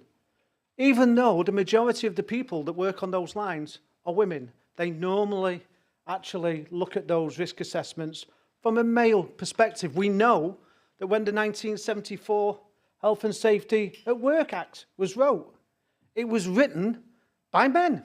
I mean, there was a couple of secretaries, there were women who wrote it all up, but predominantly, the Health and Safety Act was wrote by men. And it was to tailor for a time when heavy industry was the big thing in the UK, like the shipyards, like the steel industry, like the mining industry. But work has changed. Work has changed significantly. And now there's lots of different issues in our workplaces that's often not seen as a priority. It's not seen as important. Like menstruation. Women need toilet breaks. And we've just heard about what happens at Maui in 2026. But Maui isn't unique. That happens in lots of different workplaces. I remember going to Manor a few years ago. And I said, it's really hot in here. Pardon my, at the time, wasn't really up on it. Pardon my comment. But what I said is, what do you do when you have those Caribbean moments? You know, because it's really hot in the Caribbean. And they said, nothing. Because there's no policies in place. It hasn't been a priority. Well, this motion is about putting that right. And also, there's some demands that I put to on behalf of our national health and safety that commit the union to. So, you know, we're asking that conference embeds this into mainstream union health and safety policy, training and bargaining. And why is that important? Because if we don't train reps in understanding the needs of women, then we're not going to address the needs of women. Now, Becky this morning talked about the issue of sexual harassment, and we are leading on that, and we're working with the Workers' Policy Project. But let me tell you the reason why it's important that we work on that. Because currently, the Health and Safety Executive will look at the stuff that they think is important, and they will say the priorities are slips, trips and falls. You heard all of that, you know, got to deal with the slips, trips and falls. You know, falling, you know, we'll deal with that. You know, work-related upper limb disorders, we'll deal with that. But the biggest issue in our workplaces that impacts 9.8 million people a year, according to the Equalities and Human Rights Commission, is sexual harassment.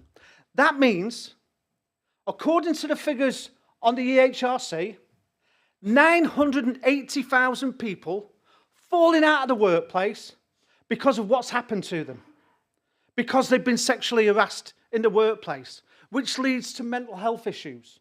And that also has an impact on the economy. But yet, the Health and Safety Executive and the politicians, and by the way, health and safety wasn't recognised in this country until 1980. 1980. Apparently it didn't exist before then. Only started in 1980. That's the majority of people that were sexually harassed, whether it was existing. And that's why this is important. That's why the campaign to end sexual harassment is important. And I was really pleased when Becky referred to the McDonald's situation, because that's been at the forefront of what we've been doing. When you look at what happened to those McDonald workers, when you look at how they were treated by their employer, when you take into consideration the fact that there's 743 young people under the age of 19 taking that employer to court for sexual harassment and the way they were treated. That tells you how sexual harassment is ignored. 743 people having to try and seek justice in a court because they're not protected. And that's why this motion is really important. That's why we really ask you to support it. Employers must be required to assess and control gender-specific workplace risks. You know, through proper consultation with representatives. That's why we need you armed and trained.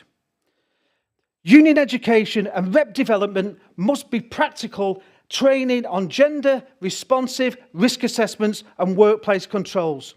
Addressing these risks, strengthening protection for all workers and improve overall workplace safety standards. That means women's issues have to be on every health and safety agenda. That's the role that you play. You take that to your health and safety meeting and you make sure that they understand it's not just blokes that work in this factory, there's women too. And then that has a knock-on effect for us as a union too. Because if we're representing the interests of women, we can organise women. And we can ask them. I mean, it's good that so many women are here, but we need more women coming to our conference and taking part and taking up roles in our workplaces. It's part of the reasons why we made sure on the Health and Safety Committee that for every male that was elected, we had a female elected. Because we didn't want tokenism, we want women visible. And that's what this motion's about. It's about saying women are as important as men are. They're not a side issue. I mean, I always think back to my mum when I told her I was going to talk at a women's conference and support the idea that carers, because predominantly carers are women, got the minimum wage rather than the pittance that they receive. And my mother said, yes, son, you're right, because if it weren't for women, you wouldn't be here. And that's the reality, isn't it? So why are they not included in all the discussions that we have when it comes to negotiating for pay and terms and conditions? When I was talking outside to a member of the Warburtons community, and I was saying, you know, the problem has been we've very rarely looked at women's issues. I mean, even when it went under the pay talks, the first thing that got ejected was when we started talking about maternity leave and maternity pay. Because women haven't centred in our thinking. And they must be a key part because the women are equal to men. All of the people in our trade union are equal to each other. And we must fight equally for each and every one of us. And that's why it's important. So conference, please support the motion.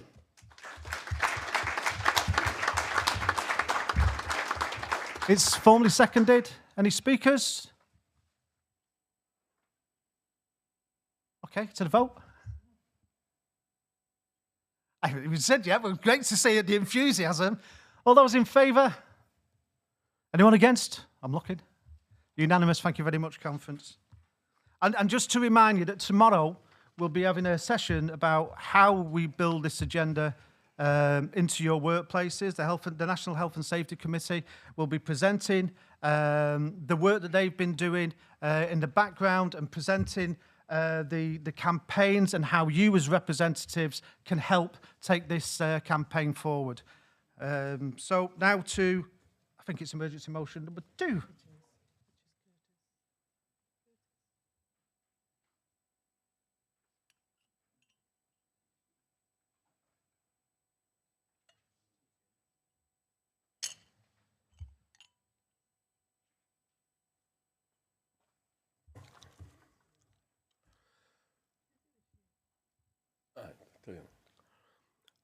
Chris McGill, branch 503, Warburton's Bells Hill. Looking after our pensioners in their retirement, abolish our energy bills. Conference abhors the treatment of our pensioners who for too long have been given the choice of heating or eating. To this end, we're calling for all energy bills to be scrapped for pensioners, allowing them to live out their retirement years in relative comfort, of knowing that they can put on their heating and use electricity without financial recriminations. Hold on a minute, Chris. We seem to have a different emergency motion number 2. All right, it's emergency. All right, that's my fault, sorry. I've heard you right, I thought you said 32. Ah, okay. I'll get back to you. Obviously, I need those subtitles underneath. I don't want to say that, I don't want to be racist.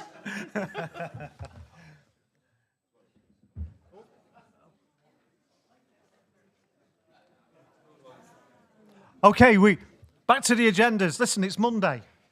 You know, to err is human. Okay. Motion number 2. I see Chris. Chris is still on Sunday.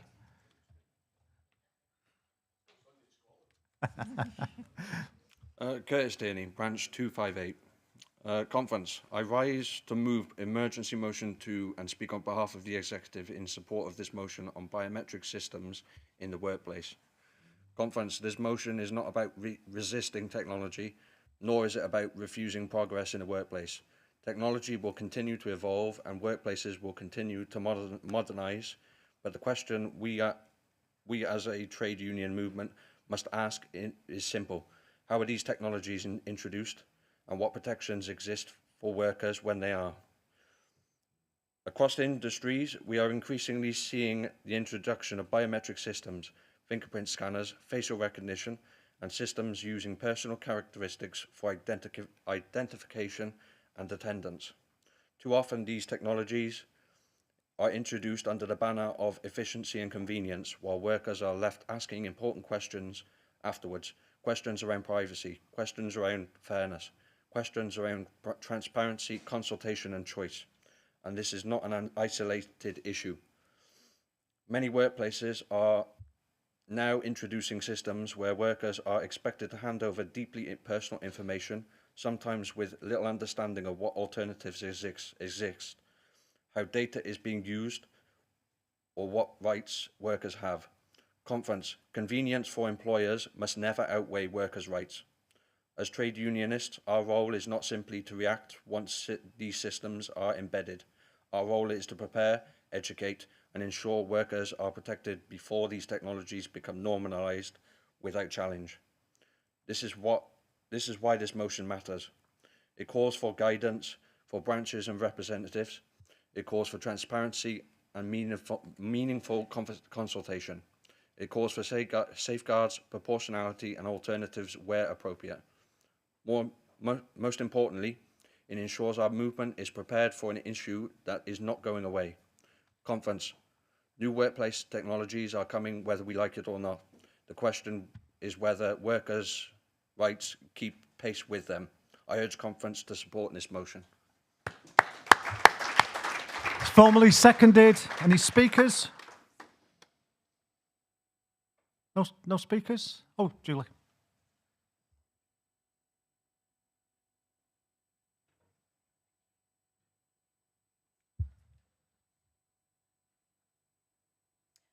Julie Summersgill, branch 452, Park Hay, Oldham. You know, these biometric systems are coming in place and they can be a good thing. We've had several measures put in it.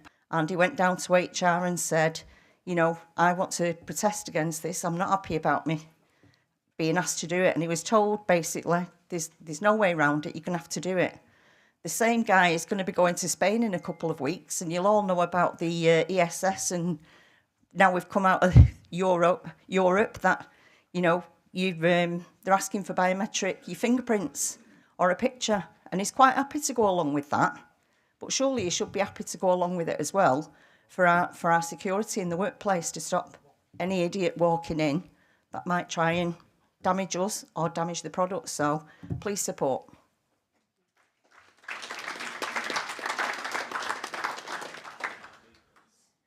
Conference, Tony Mansell, branch 258, Memory Lane Cakes.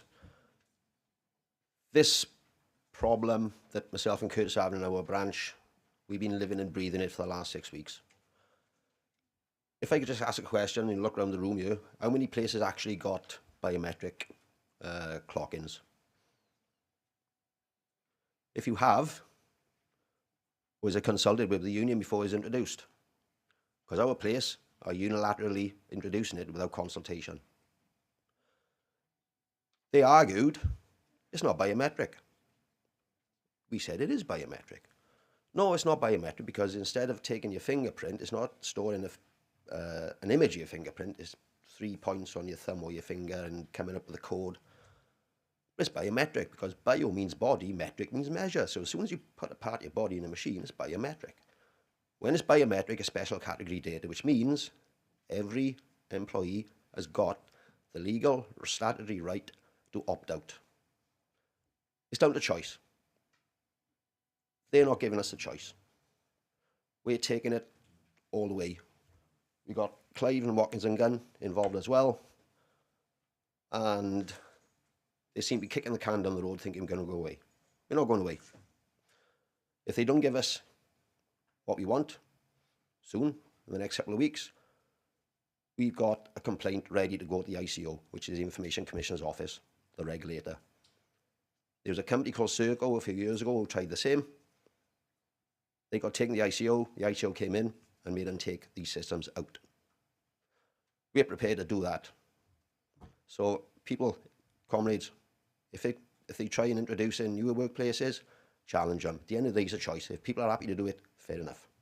There's only two agencies that can take your fingerprints in this country. That's the police and customs.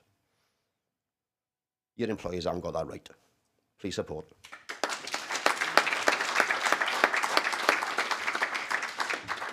Michael White, Branch 202, Green Corps. On our site, I brought it at regional. We got AI fault lists. What face recognition? As soon as you walk across the yard, it picks you up and everything and slows the forklift down. The only worry we picked up with health and safety and all that, if you had, say, a major accident in the yard, will they use the because they say the camera's not recording? How do we know it's been recording? We said if there was a major accident, will they use them video images to use it against you? And they say, oh, it's not being recorded. So we've asked a question. They said, oh, Lindy Fortless said it's not being recorded. How do you know in the future that's going to be brought in? And in other industries or your places, will you get this kind of technology into your forklifts and then they try and discipline you because you've done something wrong and they bring the images up to say, oh, you done this. We've got video evidence of you. So please support this motion, please. Any other speakers? Okay, to the vote. Those in favour? Those against? That's unanimous. Motion 32. Sure.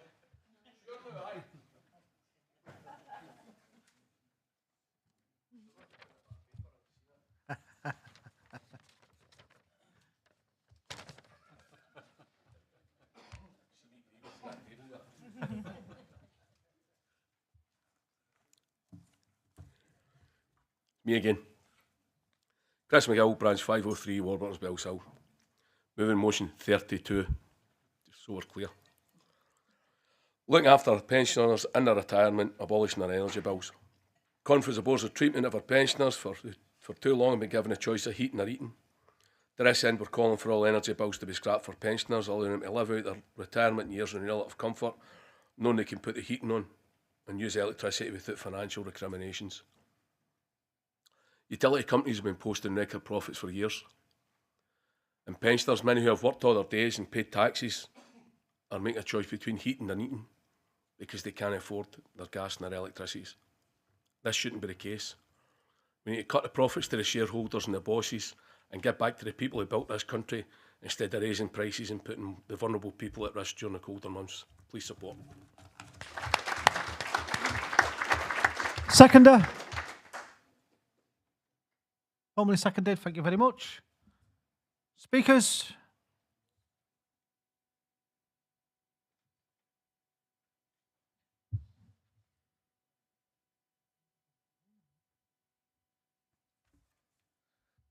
John Napper, branch 560, retired branch. Obviously up here to support this motion. Since this government came in, I don't know what agenda Rachel Reeves has got against pensioners, but everything that she tries to do affects pensioners. I'm not so bad off myself because I keep going abroad where it's nice and warm, but it affects a lot of people, so please support. It's just always nice to see you when you come back, Joe. Andrew Wiley, Branch 429, Warburton's, Burnley. So I understand and share the concern about pensioners struggling with the cost of living, and no one should have to choose between eating and eating. However, I oppose this motion. Abolishing all energy bills for pensioners is not realistic or sustainable solution. It will place a significant financial burden on public resources and risk diverting funding away from other essential services. Instead, we should focus on targeted, fair support, such as improving pensions, strengthening energy assistance schemes, and tackling the root cause of poverty. This ensures help goes to those who need it most without undermining the wider system. We need a practical and deliverable solution. So please oppose this motion.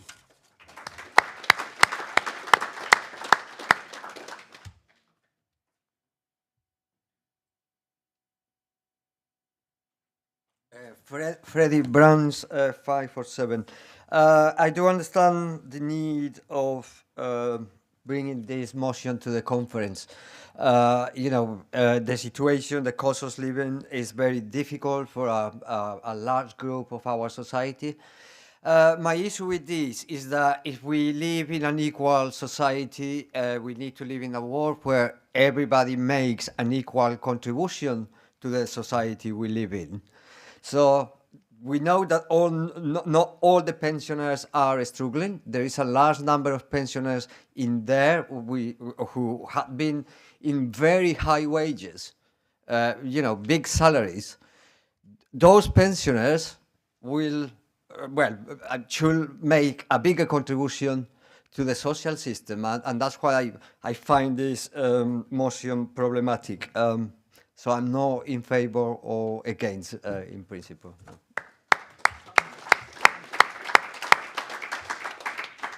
Any other speakers? Okay, go on, Dave. Dave Lawrence, Branch 577, speaking on behalf of the EC. And it's really good to hear some opposition as well, because that's what it's all about. It's all about the debate. In 1997, Gordon Brown introduced the winter fuel payment as a universal tax-free lump sum benefit. And its aim was to provide a dignity to the elderly and try to eliminate poverty tax. Poverty traps, not tax. But in 2024, Rachel Reeves changed this to a means-tested eligibility one. Then this meant that unless you receive a qualifying means-tested benefit in England, Wales and Northern Ireland, then you are no longer entitled to it. And following these changes that Rachel Reeves brought in, around 25% of pensioners no longer qualify. And this is roughly around 3 million people. Scotland have a different allowance and a set of criteria, yet there are still almost 170,000 people in Scotland who do not qualify for the allowance, and it's a lot bloody colder up there as well.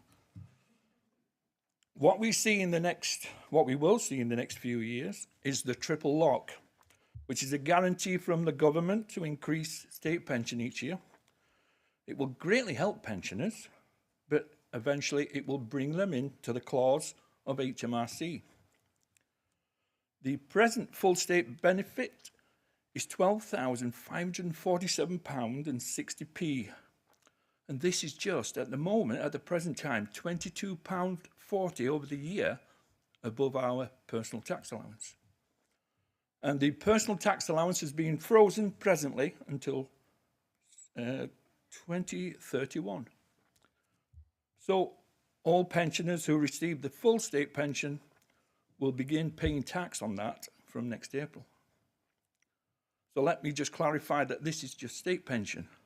So if you have saved a private pension throughout your working life, the HMRC will gladly take a nice sum of your retirement nest, both state and private. It is shocking to think that there will be many old and vulnerable people who do really have to balance between what their pension can get them. It might not be our own family and friends.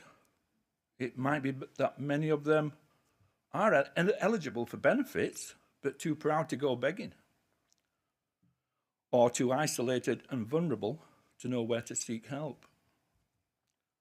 We know that these people may have worked their whole lives, to expect a decent and comfortable retirement, and that many out there will slip through any network of support. Imagine having to choose between putting increasingly more expensive meals on your table or turning the heating on to a level that won't harm your health. On behalf of the EC, please support. Okay, to the vote. Those in favour? Against? Carried. Carried.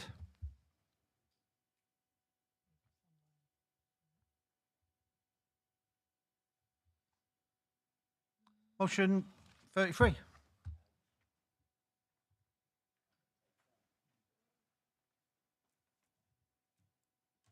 Amanda Bailey, Branch 390, Manor General Secretary, Mr President, EC comrades, that this conference agrees that the interim guidance from the Equality and Human Rights Commission, the EHRC, following the UK Supreme Court ruling on the 16th of April 2025, and for Women Scotland Limited versus the Scottish Ministers, was flawed and should not be accepted by the government. We will ask our parliamentary group to lobby against this new guidance. Thank you.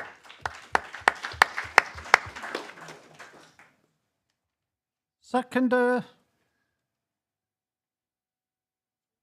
Formally seconded, thank you very much. Was worried there, just for a moment. And we've got speakers, great.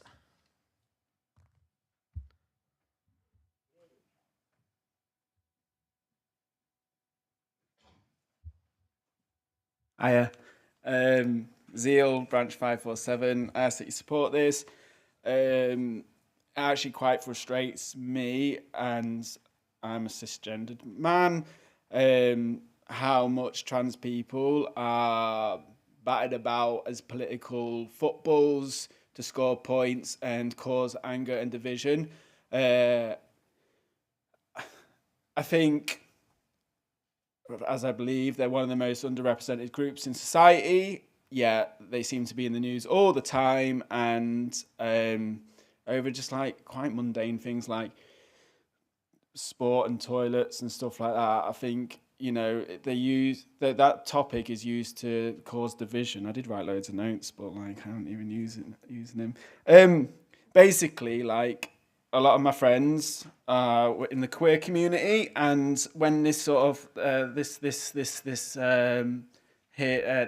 thing went through, it caused a lot of anxiety and uncertainty amongst all my friends. I think it's flawed, as you say, in many ways, but I just think it's very simplified and doesn't really help anyone except people who want to cause division. Yeah, I'm not very good at this bit, am I? I just think we should get it removed and just let people live their lives. If you're not causing harm to anyone, then just be who you want to be, and like, just like the politicians and like the media who are vilifying people, like, just focus on things that actually matter. You know, like the rich getting richer and stuff like that. Thanks.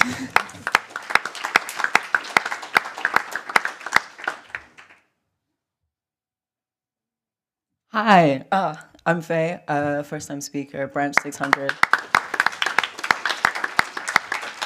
I would ask for this motion to be supported, passed. For Women Scotland was propped up by about £1 million in funding. Almost £100,000 of that came from J.K. Rowling, a billionaire living, moved to Scotland. If you didn't know. I know in my community, my friends, my partners, the cultural normalization of restricting trans healthcare and restricting access for trans people to access public life has only increased. And it has had a massive effect on our employability. Someone who's visibly trans, I know my girlfriend, my friends, my partner, like everyone is having to access, not everyone, a lot of people are accessing benefits because they are just not being employed. As people are visibly transgender, I think it's a workers' issue to support and prop up trans voices. I'm really happy that this has been brought to the Commission. And yes, I'd ask you to support the motion. Thank you so much.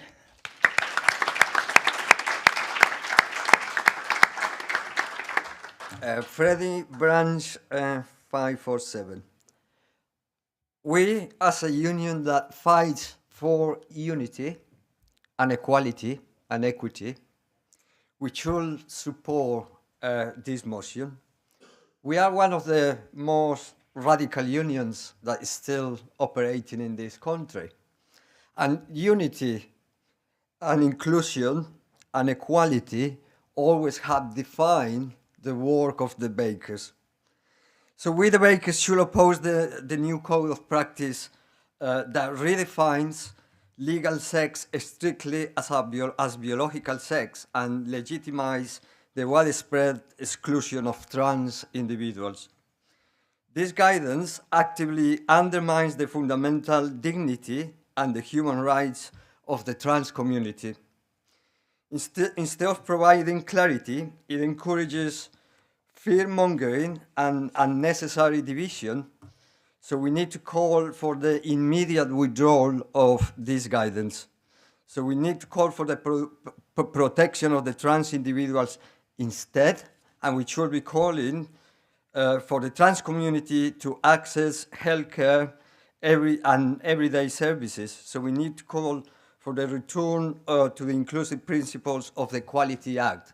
So this legislation or this ruling court only provides more division, and it acts against a community that is highly criminalized and already excluded of our society. So we also need to understand that politicians are playing with this, and they are diverting the attention of what really happening in this country. So this morning I wake up to the news that more than 1,300 people die every month in England as a result of long waits in A&E. So we're talking about 300 deaths every week. Isn't it that a tragedy? Isn't it that where we should be bringing our attention? So those are the real problems of this society. The trans community is not the problem, it's them. Thank you. Any other speakers?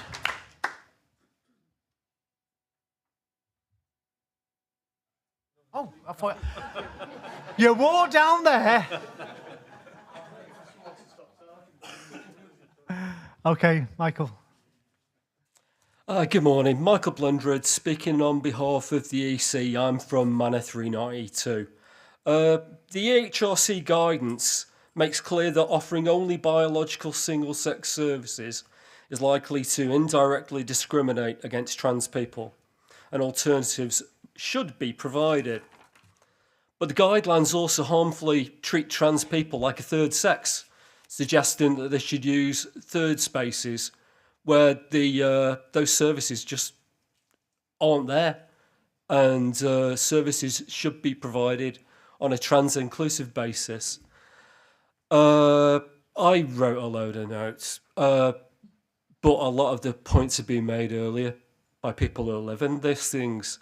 First, forcing trans people to use third spaces creates stigma and risks cutting them. A trans woman who goes to the pub with the rest of her female friends group would have to explain why she couldn't go to the toilets, the women's toilets with them. In practice, third services or spaces are either insufficient, denying trans people accesses to vital services and pushing them out of public life. This is going to cause serious harm. The HRC guidance following that Supreme Court judgment, it's broken a situation that didn't need fixing. I'd ask you to support the motion so that our trans friends and colleagues are treated with the dignity that they deserve, as we all deserve. Thank you. Okay, to the vote, those in favour?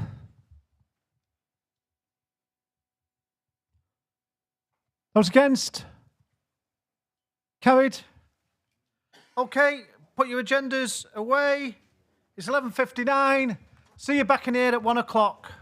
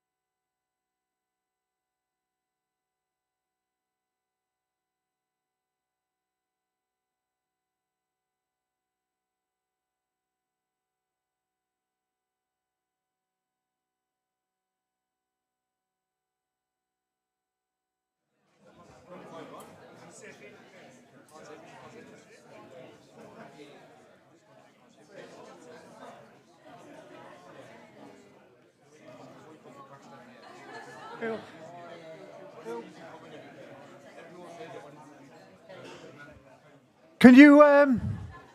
Can you just tell them to make their way in if there's anybody down there?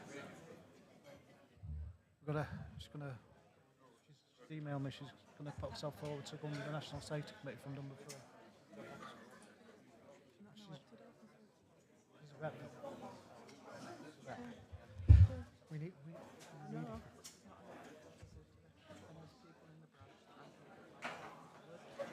Nobody's put forward. Nobody. I've been pushing and pushing and pushing. I mean, she's not an officer. Yeah, she's asked to go on the course. But she wants to do it. I mean, I know. Number 7's next.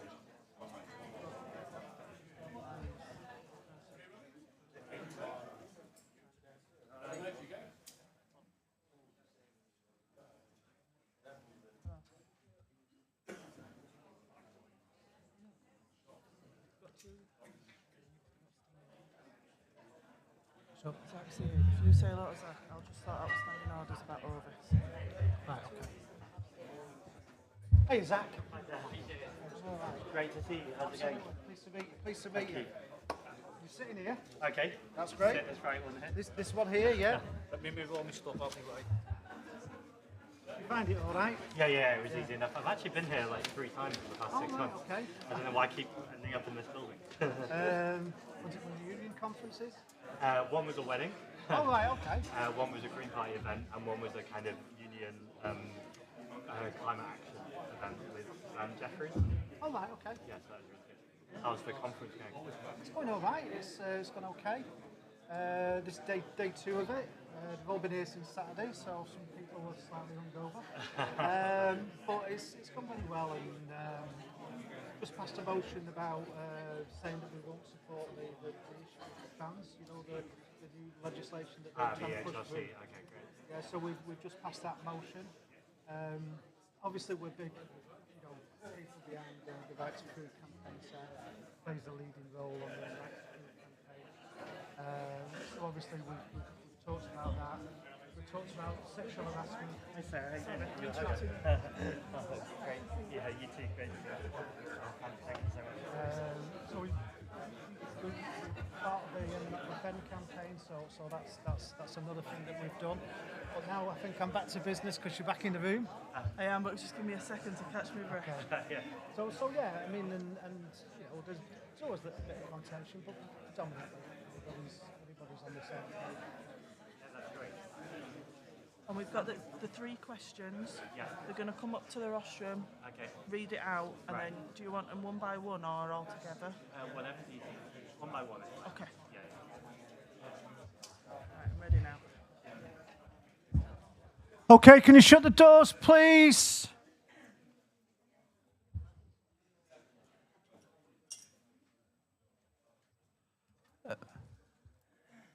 General Secretary to call the roll. Region 1. Say that again, Tony, sorry. Region 2. Region 3. Region 4. 14. 1 absent with permission. We're dropping like flies. Region 5. We've got our 2 Region 6s. Region 7. And we've got 1, 2, 3, 4, 5, 6, 7, 8, 9, 10, 11. Thank you very much, conference. Okay, conference. This afternoon, you're not going to need your agendas. This afternoon, obviously, we're going to hear from our guest speaker, and then we'll be having a stand up to racism here in this room before you go to your fringe meetings later. But our first speaker today is... It's a change for us as a union to invite a member of a different political party other than Labour over the years.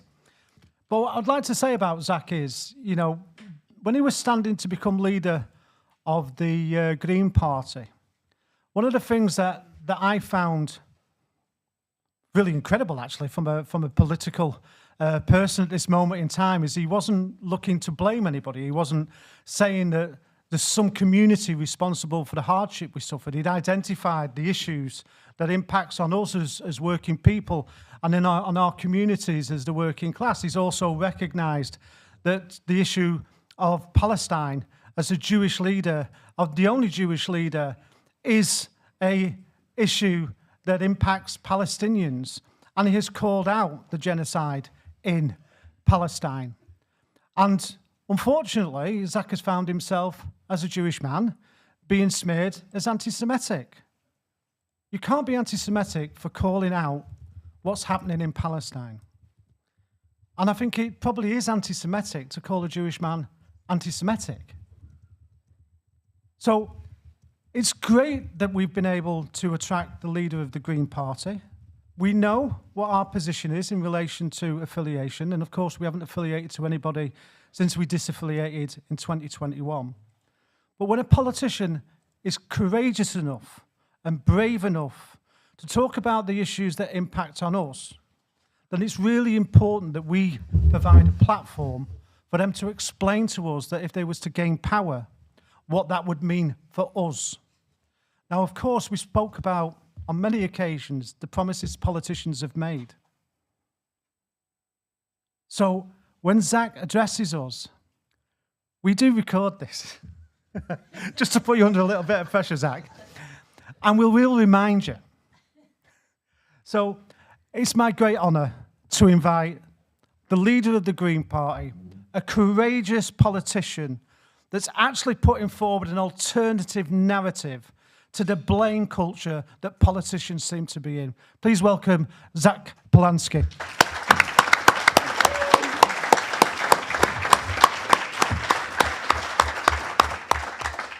Thank you very much, and thank you for that very kind introduction, and noted that it's being recorded. It's a privilege to be speaking to you today. To be frank, it's always a privilege to speak to any group of workers.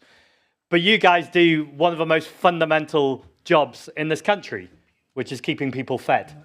So I want to focus today largely on food. But as the introduction said, I do want to take a step back for a moment and look at where we are at as a country and both as a world before I get onto the subject of food. We're seeing a time where we're seeing rising temperatures from the climate crisis. We're seeing an ongoing genocide in Gaza. Just this weekend, we've seen further action between Israel and Iran. And it feels like Trump and Netanyahu's illegal and unpopular war is continuing to escalate. And on top of all of this, the actions of last week, where we saw Henry Novak handcuffed as he lay there dying, handcuffed by the police. And rather than what the family asked for, which was a calming of tensions and a bringing of people together, we had far-right thugs on the street, pushing bins in flames towards the police and into people's gardens. And what was Nigel Farage's reaction? His was to go out on TV and call for cold, pure rage, despite everything that the family had asked for. And the reason why I say this is because right now, whether we're talking about food or whether we're talking about these wider issues, I think we've got two twin threats happening in this country. One, we have growing inequality. We have a time where people are struggling to put food on the table, heat in their homes. Meanwhile, the very, very wealthy are accumulating more wealth and buying up our democracy and buying up our power. So that's one threat. But on top of this, we then have politicians, the likes of Nigel Farage, who are utilising, manipulating this threat by creating further tensions, exacerbating the tensions are already happening in our communities, and then pointing the finger at blames at certain communities, rather than doing what every politician who cares about this country should be doing right now, which is bringing people together, recognising the problems that we do have, the problems of decades of austerity, 14 years of it under a Conservative government, but let's be clear, continued now by a Labour government. These are the problems that are causing so much tension in our communities. Communities that are hollowed out, high streets that feel like there's no activity on them, youth centres shut down. These are all the ingredients that are being created that are causing many of the problems that we're seeing right now. And so often it feels like the ties that bind together our communities, they are at breaking point. Because we have this toxic combination right now of high bills and low wages. And as I say, it's corporations that are destroying our communities, destroying our environment, and destroying our democracy. And this is the exact time where we need political parties to be supporting small businesses, independent businesses, and of course, the workers, whether it's for bakers, whether it's the agricultural workers, whether it's for farmers. I really want to get into what it looks like to make sure that we're supporting you in the future, because it really is vital to all of these combinations that we've got right now. Now, if this wasn't enough of a set of problems that I've just outlined, we also know we have a huge problem, and that's the climate crisis. In May, we saw the hottest day that there has been in history. And recently I watched a video from the People's Emergency Briefing. This is a group of climate scientists, defense expert, people talking about food security, talking about economics, who've been doing a series of lectures that have been going around the country with Chris Packham, talking about the dangers we're facing right now. And one of the quotes from it, when I saw it last week, has really stuck with me. They said the extreme temperatures we're facing right now will be the most mild temperatures we experience in our lifetime. The new normal is going to get worse and worse, whether it's the cold, freezing temperatures and the flooding, or whether on the other side, the excess heat and the wildfires. The climate crisis is here to stay. And in the next 25 years, the Climate Change Committee said, we could see temperatures above 40 degrees. So that's both awful for workers in terms of the temperatures that people are working in, but also the infrastructure that is reaching breaking point. But more than anything, you will know better than anyone all the implications this has for food, our supply chains, and the way that people access the food, buy the food, and eventually eat the food too. The climate crisis is going to exacerbate, or is already exacerbating, all of these problems, and we need a plan. And of course, we know it is workers who are being hit the hardest. Whether we're talking about the big international problems around the climate crisis in the global south, or whether we're looking right here in this country, the same problem and pattern occurs over and over again. The people who have done the least to cause the climate crisis are the ones who face the worst impact. And not only are so many workers right now struggling to heat their homes, put food on the table, when they go to the supermarkets, they are also seeing those prices rise and rise and rise. And this is not about pitting, of course it's not, supermarket workers against farmers or agricultural workers. But it is recognizing it is those supermarket bosses who are taking record profits, record wages, meanwhile paying often their workers poverty wages. We cannot go on like this. It's really important we both call it out, recognize it needs to change, but also present the solutions.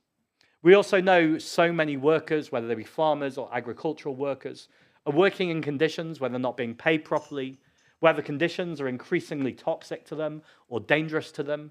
And this is a problem that feels like it's just not going away. In fact, just a couple of days ago, largely because I knew I was coming to speak to you, I went to spend the morning at a bakery in London, where I was speaking to the owner of the bakery, Maisie. And one thing she kind of said impromptu that really stuck with me is she said that everyone at her bakery, the small group of staff, all get paid the same. And then she paused and she said, well, not me. I don't get paid the same, but they get. And then I immediately assumed that being the boss of a manager, that meant she was taking a little bit more for what she was running. And I think she read that in my face because she very quickly clarified, no, I make sure that they get paid properly. But in any kind of bakery or any kind of food source, there is usually exploitation because of the system. And the question is, who is exploiting who? And in this scenario, I'm exploiting myself because I care about food security, and this is a project of love. But very quickly, in talking to her more and more, it's clear we can't go on like this. We can't be in a situation where people who are running things are not able to pay themselves properly because the supply chain is breaking down. And they quite rightly want to pay the farmers properly, the agricultural workers properly. They want to make sure that the supply chain is ethically sourced, that they know where the food, fruit, and veg is coming from. And they also want to make sure that whoever's paying for the product is able to afford it too. And when we put all of these pieces together in the system, it's clear that the system is not working. But it's not working because nature's saying that, or it has to be that way. It's not working because of a result of political choices. And we should and must make different political choices. Because far too often, as workers, your work's sneered at, shrugged at, or discarded. It's not considered as the absolute vital work it is that keeps this country running. That no matter what sector you're looking at, people need to eat. And so the work that you're doing is literally powering this country in terms of making sure when people go to work every day, go to school, university, maybe they do a trade, whatever they're doing, where they got their food from and how much they're paying for it is so political. And far too often when you hear this conversation in mainstream discourse, markets or the kind of food system is talked about as if it's some other worldly thing that we can't make intervention points in or we can't make changes in. But we know since Thatcher and the beginning of neoliberalism, there's been very, very specific points that have made this gap get wider and wider, where the rich are benefiting and they're getting everything they need from the system. Meanwhile, quite frankly, so many workers in this country, the majority of workers in this country, are being exploited by this same system that is working for the few and not the many. Now, this can all sound pretty grim, but we also know that we know the solutions and there are alternatives.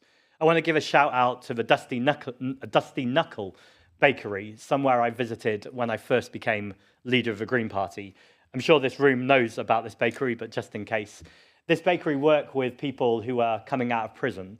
And the key speaking to them is that they don't wait until people are out of prison to start working with them and training them.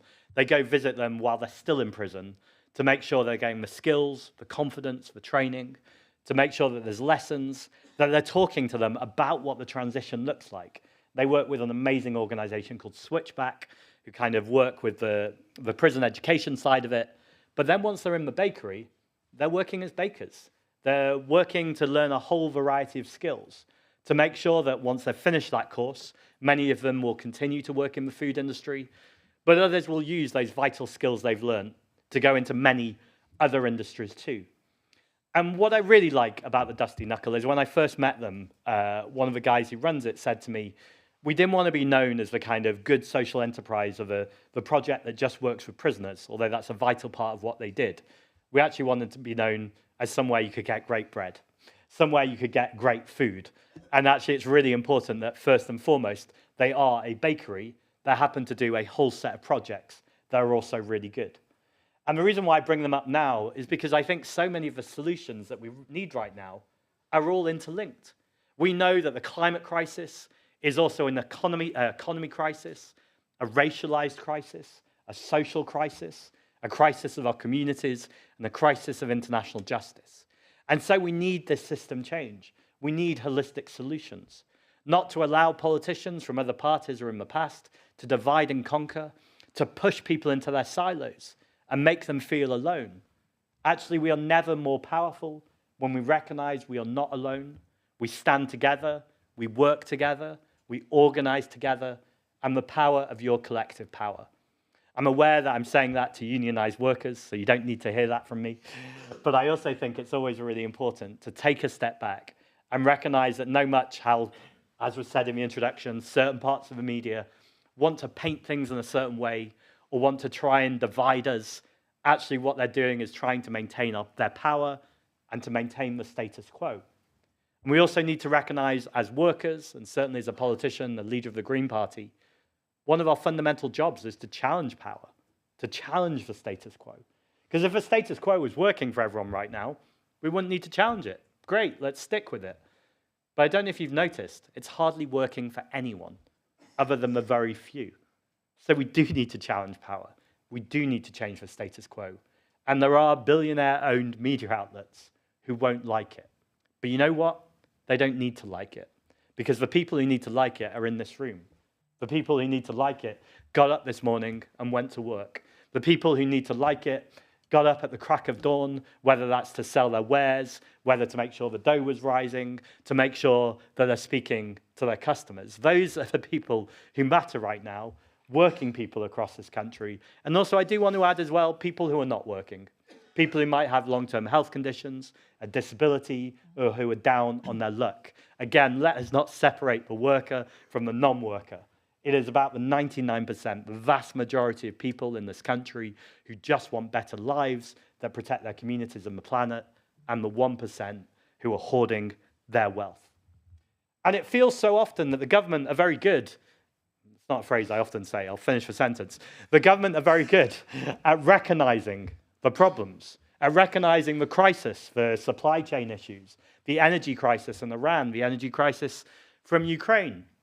But very rarely do they seem to have solutions, things to actually do about it. And when they do have solutions, rarely are they solutions at the scale we need.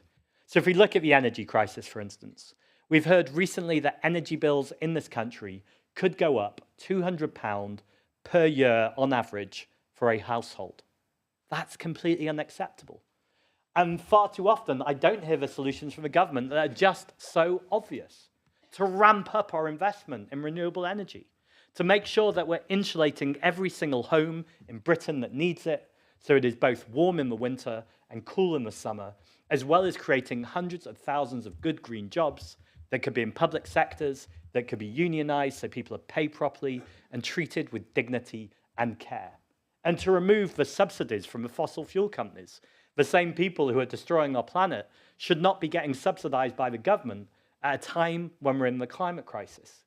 But as you know well, it's not just an energy crisis, it's a crisis for food too. Because what we've seen in Iran, or implicated by Iran, is a fertilizer crisis. We know how devastating and damaging that already is for our supply chains and for the food that we produce.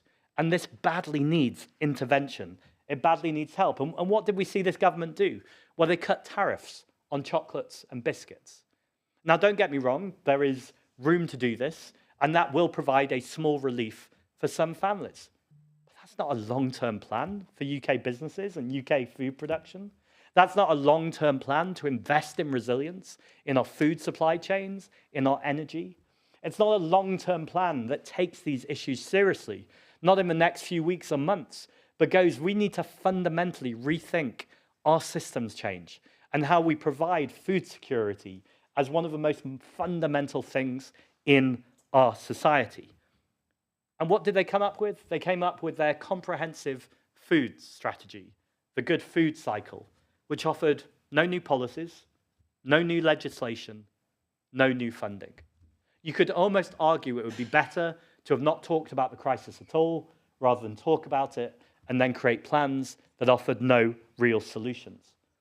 And just today, Autonomy, a think tank, have released a new report that says fruit and veg could rise, the price of it could rise by 170% by 2050. The alarm bells should absolutely have been ringing a few years ago, but they should be ringing as loud as they can possibly ring right now, because we need a plan. And so what is that plan? Well, I think, first of all, we need to start with free school meals for every child in this country, primary and secondary. There is so much research out there that shows obviously a free school meal or a meal is important for a child if they're hungry. That's very obvious. But it's not just about hunger. There's lots of research that looks around nutritional value of having a free school meal, as well as educational attainment of your brain and your body being able to operate and think. Second, a £15 minimum wage for all workers. No exceptions, not divided by age. Every single worker should be getting that as a minimum.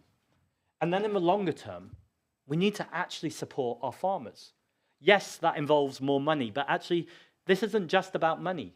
It's about actually listening and respecting our farmers and agricultural workers, making sure they're at the table when we make decisions, and that future policy is co-designed with the people who know the land and the environment best, to make sure they're actually listened to, particularly in light of climate adaptation. We know we need to mitigate our emissions, just mean reducing the amount of emissions we're emitting, but we also need to recognize that the wildfires and the floods are so often baked into what's happening right now. We know, for instance, that if you survey 9 out of 10 UK farmers have said they have seen productivity fall in the last few years because of the climate crisis. And we have lost a year's worth of bread in the last 6 years because of wrecked harvests. So it's really important that we listen to the people who understand this environment and this policy best to understand where we need to be going next. Then there's more widely making sure we're investing in resilience. We can't keep going on how we are for all the reasons that I've said, but that doesn't just require nice words. That requires actual investment. That requires funding. And by the way, when people say, where's the money going to come from? How are you going to pay for this? Those are legitimate questions. But the other questions we should be asking is, how are you going to afford it if you don't pay for this? If you don't make sure that we're investing in resilience and we have future wildfires and floods, that is going to cost the government and our country so much more money. And by the way, you don't just need to take my word for that. If we listen to the insurance companies or the actuaries, people who don't mess around with money, they are saying frequently that the climate crisis, the cost of inaction, is going to be so much worse or so much more expensive than actually acting now and doing what we need to do now. And then finally in the plan, we do need to talk about supermarket regulation. It cannot go on as it is. I was thinking of a friend of mine the other day, who I'm not judging for this, I understand, but they were really excited that they were buying vegetables for 7p in one of the supermarkets. That is not a sign of a healthy system. As Maisie told me in the bakery, someone is being exploited somewhere. And if you're paying 7p for vegetables, then something is not right. Yes, there's a cost of living crisis. Yes, governments and local councils need to do everything they can to keep food prices down and make sure that people can afford to eat. And in the same breath, we need to make sure that we're paying our workers properly and that people have proper dignity and working conditions. And one of the most obvious places where that exploitation is happening is in the supermarket, where a largely unregulated sector, or a sector that has not been regulated enough, has been exploiting both the workers in the supermarkets and the farmers and agricultural workers, and yes, sometimes the people who are suffering from the cost of living crisis too. It's really important that we regulate the supermarkets. And then more long-term, I was really pleased on May Day to launch the Green Party Workers' Charter. This essentially had 3 big strands. One was higher pay. I've already talked about the £15 minimum wage. We also wanted to provoke a conversation about a 10-to-1 pay ratio. This is saying that no boss should be earning 10 times more than the lowest paid worker. And reaction to it was really curious to me. People kept saying, oh, but your boss needs to earn more than that, otherwise they won't want to get out of bed in the morning. But their first place to go wasn't, why shouldn't we be paying the lowest paid workers more?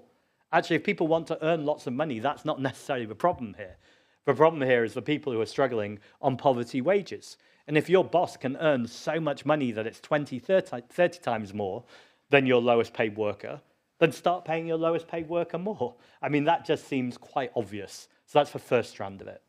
The second strand of it is about making sure that we have more equality in the workplace, so a better work-life balance, to make sure that workers have a proper say at the table. The final thing in the Workers' Charter was about collective power, rolling back the anti-trade union laws. And I'm not just talking about in the last few years, I'm talking about all the way back to 1979, where we have seen a very specific and deliberate dismantling of workers' rights and disempowerment, or attempted disempowerment, of trade unions and our rights to collectively organise and when necessary, to collectively strike. And so in that May Charter, of Workers' Charter, we've been looking at a lot of those issues too. So thank you so much for having me today, and thank you for the conference that you're having to deal with so many of these important issues.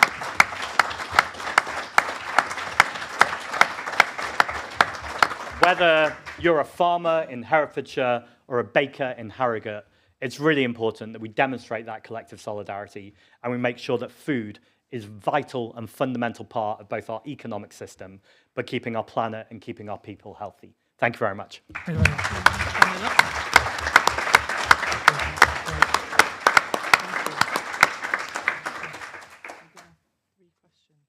much. So we've got 3 questions. Michael, you're first up. That's you, Michael. Yep. And Dave Lawrence and Zeal, if you just want to come over here. And what Zach's going to do, you're going to answer them what at once? Sure. Yeah, one at once. So after Zach's give his response, then the next person come up and ask a question. Okay, Michael Blundred, Manor 390 in Stoke. I have to apologise for this question. There's a lot of commas in it. Zach, do you think that the inaction of the Labour government on the crimes being committed by the Israeli government and IDF in Gaza, the West Bank and Lebanon is because they don't want to lose the substantial sums of money from the Israel lobby? I noticed that the Green Party is one of the very few parties in UK politics that doesn't accept any Israeli lobby money. Thank you, Michael. I think the first thing to talk about is political funding more generally, and then I'll talk specifically about the ongoing genocide. One of the things I'm proudest of as Green Party leader is that we don't take money from dirty money. And what do I mean by dirty money? Well, the other political parties often take money from the oil and gas lobby, gambling companies, private healthcare, and indeed the arms trade. And maybe the most cynical thing I'd say today, but pretty true, I don't think these huge corporations or huge vested interests give that money away out of the goodness of their heart or because they care about people and planet. They give that money away because from their point of view, they are buying and paying politicians and making sure they're in their back pocket to make the decisions that they want them to make. So the first thing is to maintain my commitment in the Green Party. You know, the vast majority of our funding comes from regular donations from our members. And actually, this is something I heard AOC say, Alexandria Ocasio-Cortez. In the United States, she was at a fundraiser and she said, your 5s and 10s actually free me from ever having to worry about vested interests, to ever have to pause before I say something because I'm worried about what the funder might say. And actually, I'm free just to be able to speak and say the truth. And I think that's obviously such a fundamental in politics. Secondly, I think it's undoubtedly true that the conversation around Israel is so obviously toxic. And I say that as a Jewish person. It is so vital, as you were saying, that we separate anti-Semitism from criticism of the Israeli government. Now, it won't surprise you to hear me say this, I imagine, as a Jewish person. Anti-Semitism exists in our society. It's a real problem in the same way that Islamophobia is a real problem and all forms of racism. And I would say as workers, as socialists, as progressives, as people on the left, it's really important that we collectively show solidarity to racism in all of its forms. That is a different conversation from recognizing that there has been an ongoing genocide for the last few years in Palestine, but also in the West Bank, where the settlers are as well, that there's been an illegal occupation that has been going on for decades and decades now, for an entire generation. And from the absolute complicity, in fact, more than complicity, from the active enabling of the British government, who are still sharing arms or selling arms licenses, sharing intelligence. And it is so important. I think it's really revealed the gap between where Westminster establishment politicians are and where the public are. Because I've been saying this for a while, and I hope people in the room would know I would say this even if it was an unpopular thing to say. But actually, we're in the place where public sentiment so strongly shows that people are undoubtedly and unsurprisingly concerned about an ongoing genocide. Yet we still have establishment politicians continuing to support it. We've got Wes Streeting, who suddenly seems to have woken up and noticed what's going on just in time for a leadership election, talking about a genocide. And then we've got Andy Burnham, who says that he can't, judge on it or make a comment on it. And that seems odd to me when we've seen 4 years now live-streamed horrendous and brutal and horrific attacks on our TVs and our phone screens. And I think every single politician needs to recognize right now what's going on, to speak with bravery, or not even bravery, to speak with clarity, to speak with transparency and call out what's going on. So thank you for your question.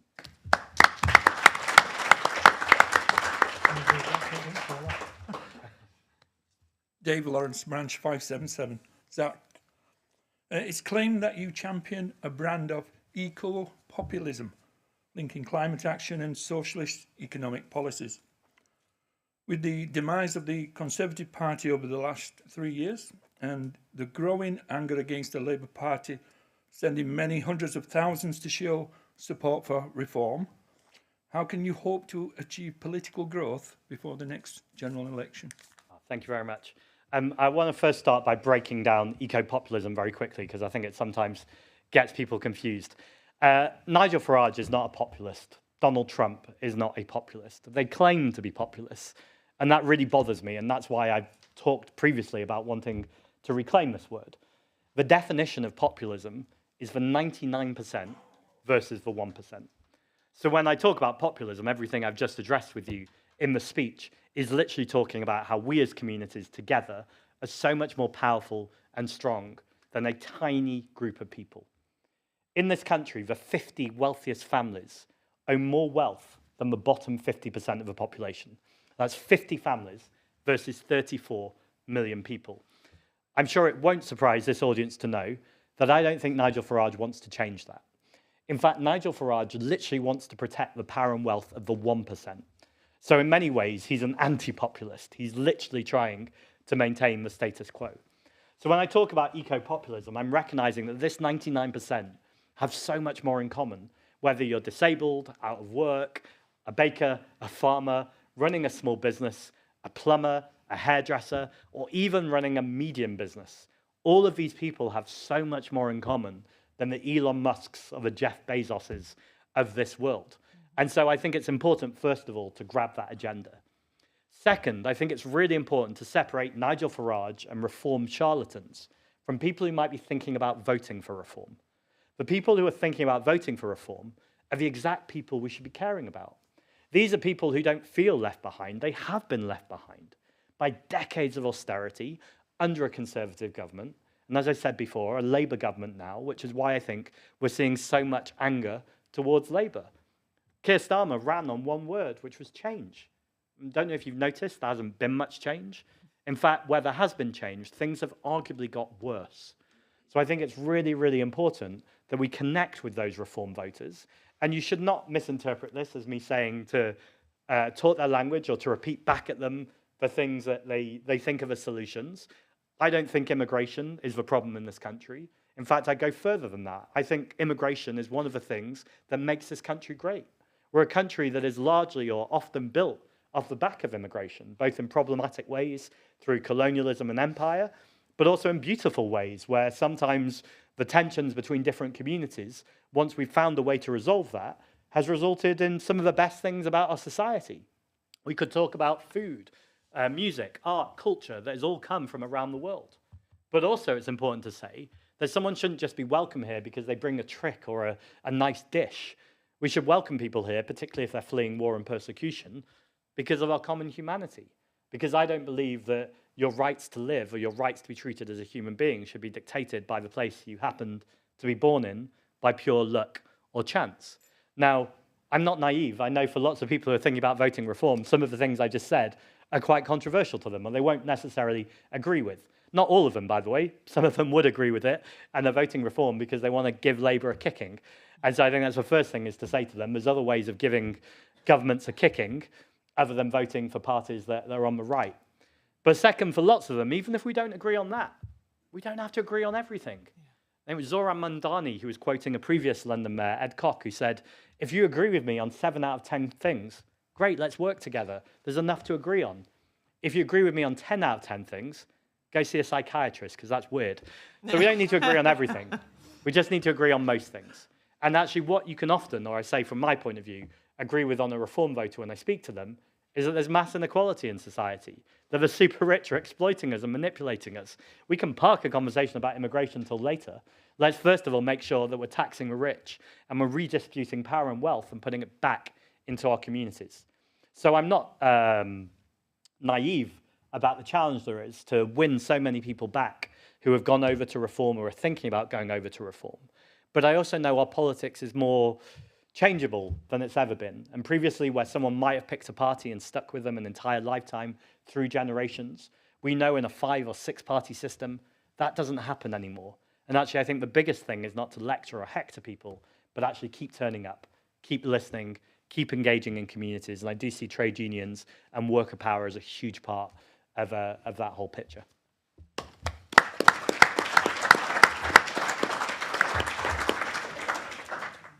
Hey up, hello. How are you doing? Good, how are you? I'm good, thank you. You have the smiliest questioner today. So looking at business landscape, worker cooperatives are a just way for workers to have greater rights, autonomy and value, with many trying to operate in the most sustainable way possible. If you were to gain greater power within the country, would your party be interested in helping find ways for workers to take ownership of the companies that they work for and give beneficial tax rates, grants or financial packages to help these unique business models out? Yes. And how? Yes, thank you. I mean a joke, but the obvious answer is yes, because the question was, would we be interested? And I think the starting point is any kind of project that is socialist or wants to work with socialists ultimately needs to recognise this. I talk a lot about nationalising the water companies. We also need to be clear that in and of itself is not a socialist policy. It's a policy that I think is strongly important. I think it moves us towards socialism. But actually, that should be the first step. Ultimately, we need much greater worker control. So I'd go further than the question, actually. I'd say I'm more than just interested. I would say this is crucial if we're going to change society in the ways that I've been talking about today. We know these changes cannot come from the top down. And again, it might sound odd as a political leader to say this, but they're not going to come from political leadership. They're probably not, or they're not only solely going to come from political parties. They're going to come from workers. They're going to come from workers on boards making their decisions about how things go. Now, the reason why I talked about water companies is I want to talk about an odd thing that's just happened in London or happened last year. So I've been talking to Sadiq Khan, the London mayor, for a while now about nationalising Thames Water, the water company.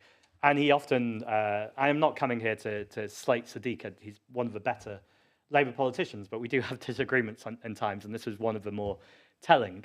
He said, I don't have the power to do that. He didn't seem really interested in the conversation. At one point, he said he wasn't the leader of a political party and he didn't have the platform I do. I had to remind him that the Mayor of London does have quite a big platform. And talking about water nationalisation would not go unignored and might mean Keir Starmer had to talk about it a little bit more.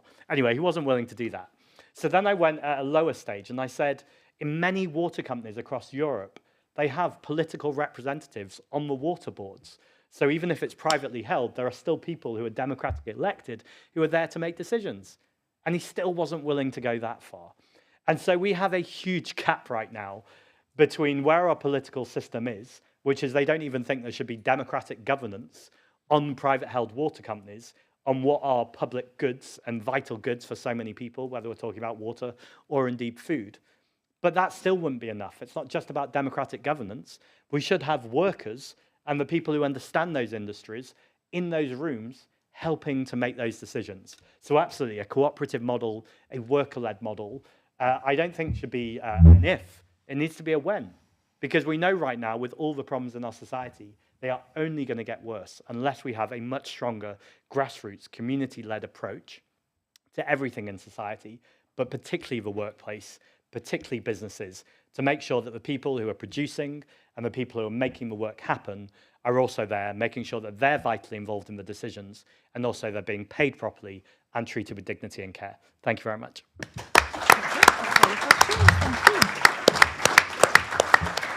Okay, Zach, thank you very much for that. We really appreciate your honesty. And I love the word of the use, socialism and socialist, because not many politicians are brave enough or have the courage to actually call themselves a socialist. But now I'm going to hand over to the General Secretary. You're going to do it for me then? No. Zach, thank you ever so much for coming and joining us at the Bakers Union Conference 2026 as a little gift to say thank you. There's a bag of goodies there. Now, I understand you're vegan, so I've made sure that they're all friendly for vegans. And there's a pewter baker in there as well, which is a limited edition gift that we give to speakers. So thank you ever so much. I've some sweet treats on us. And yeah, we'll hope to see you back again at conference at some point. Thank you.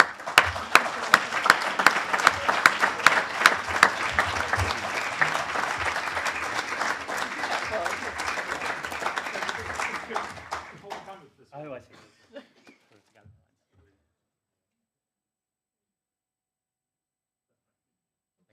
No, my pleasure. Thank you. Thank you very much, everyone.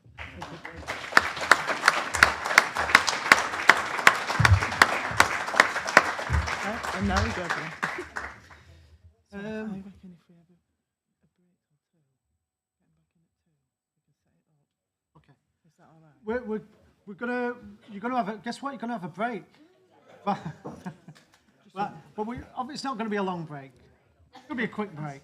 10 minutes. So, 10 minutes or so. So back in at 2 o'clock while we just change over.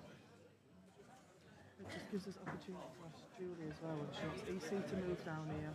So she's doing it as a workshop. Hello.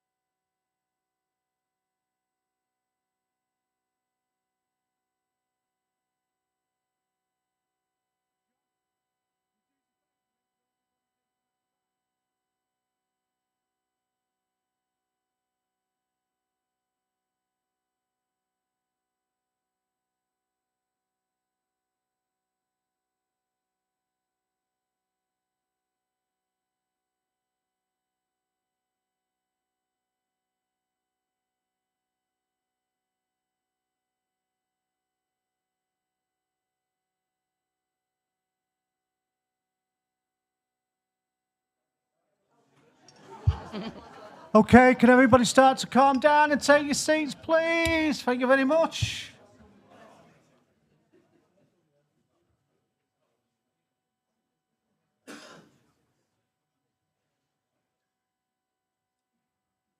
Thank you. Appreciate it. Obviously, we all know the issues that we're facing in our workplaces today, and we also know what's happening in our communities. And one of the things that we've always prided ourselves on is we're an inclusive trade union. And we know our workplaces can be quite a toxic area at the moment when people are picking on individuals and saying that they're responsible for the hardship that we suffer. But we have the reality of knowing that the hardship we suffer isn't caused by minority groups. It isn't caused by somebody praying to a different God. It isn't caused by somebody having a different gender. It isn't caused by people identifying how they feel is comfortable for them and how they wish to live. The problem we've had, which I think Zach explained very clearly, is the issue of politics and politicians. But one of the things that we need to do is understand how we combat some of that. And so I'm really pleased to introduce our next speaker, who's going to take this next session up until we break for the fringes, which is Julie Sherry, who's done, basically, you know, when you think about Stand Up to Racism, it's stood on its own for many a year. And it's organised working people to be able to defend and to be able to go out and actually put forward an alternative point of view, but most importantly, to help us identify how we protect one another. So it's my great pleasure to introduce Julie Sherry from Stand Up to Racism. Thanks very much, Ian, and thank you, conference. Can I just, very good, I was going to say, can I check we can get the slides up, so that's a good start. Thank you for having me. I am a national trade union officer now for Stand Up to Racism, and I think this is the 6th or 7th trade union conference that I've been to in the last couple of months. But actually, like, the Bakers Union conference is kind of my favourite conference to come to. I've been coming in different forms for many years, and you know, I just think it's the kind of respect and the warmth and the spirit of your conference is just something that's really a pleasure to be a part of. So I want to thank everybody for having me. A big thank you to Sarah and Ian as well. And you know, Ian gave a little bit of an introduction there. It's obviously quite a frightening time at the moment, isn't it? Like, if you stop to kind of take in a sense of the shift that we've experienced. I was thinking before doing this session about how a couple of weeks ago, or a few weeks ago, on the 16th of May, we had a big demonstration, against the far right, but it was also for the Nakba demonstration, which had been called in conjunction with the Palestine movement. And we were kind of celebrating after that demonstration because we had 100,000 out in the streets, giving a positive message, and that we looked at what happened to fascist Tommy Robinson's numbers, and we were saying, isn't that great? His numbers have come down from the 100,000 that we saw last autumn to just 35,000.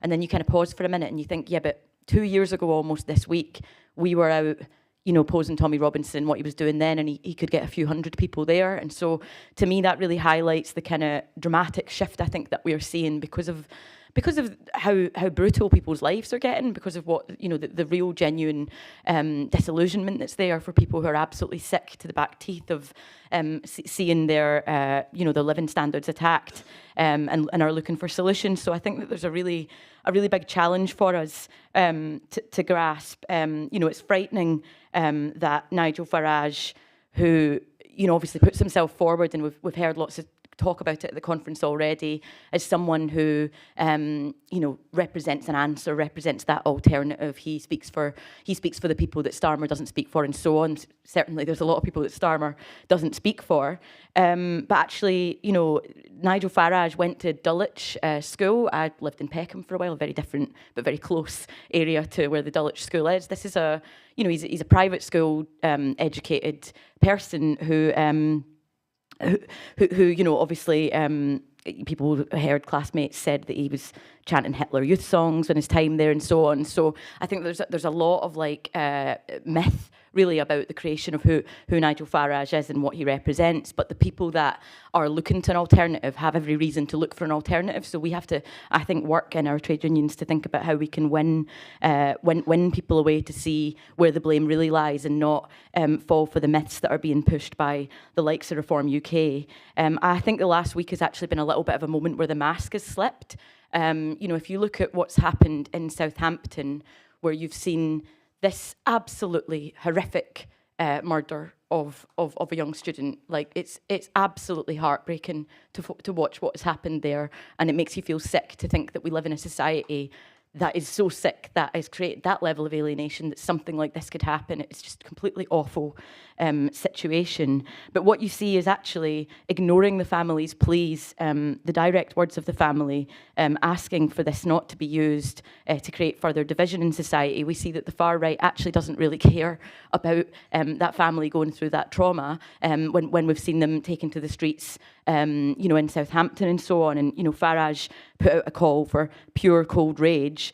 You know, this is not a helpful thing in the situation that deals with taking those problems on in the same way that actually organisations like Women Against the Far Right and lots of the brilliant work that trade unions and others do to try and take on the real, genuine issue of violence against women in society and so on is offering much more of a solution about how we can tackle this problem in society than the far right cynically exploiting these issues to build what is a violent base built on hate. So I think we have a very, very big challenge ahead of us.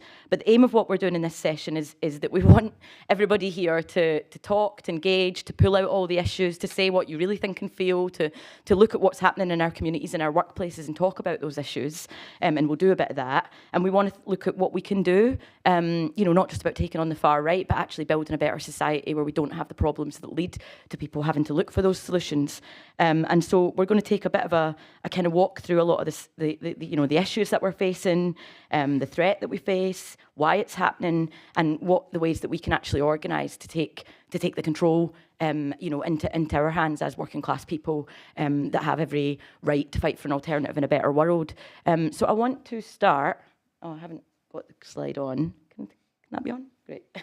I want to start by asking you if you can sort of split into groups of, twos, maybe threes, whatever feels comfortable in your table, and try and talk through some of these issues that we've got. We'll have about 4 or 5 minutes, and we want everybody to try and get an experience of speaking. So, sometimes it's a bit weird, but, we want people to try and engage and have a bit of a chat about, have you recently experienced, observed, or heard about any recent worrying racist incidents in your community, in your workplace? Do you have any worries about what a reform-led government might do? Have you heard any arguments or points of view about immigration or refugees and asylum seekers that you've heard among friends or family that you'd like to think about how you could challenge? The questions are up there if you forget what I've just said. But if people want to kind of break, however is comfortable, into little groups of 2s and 3s, have a bit of a chat about that.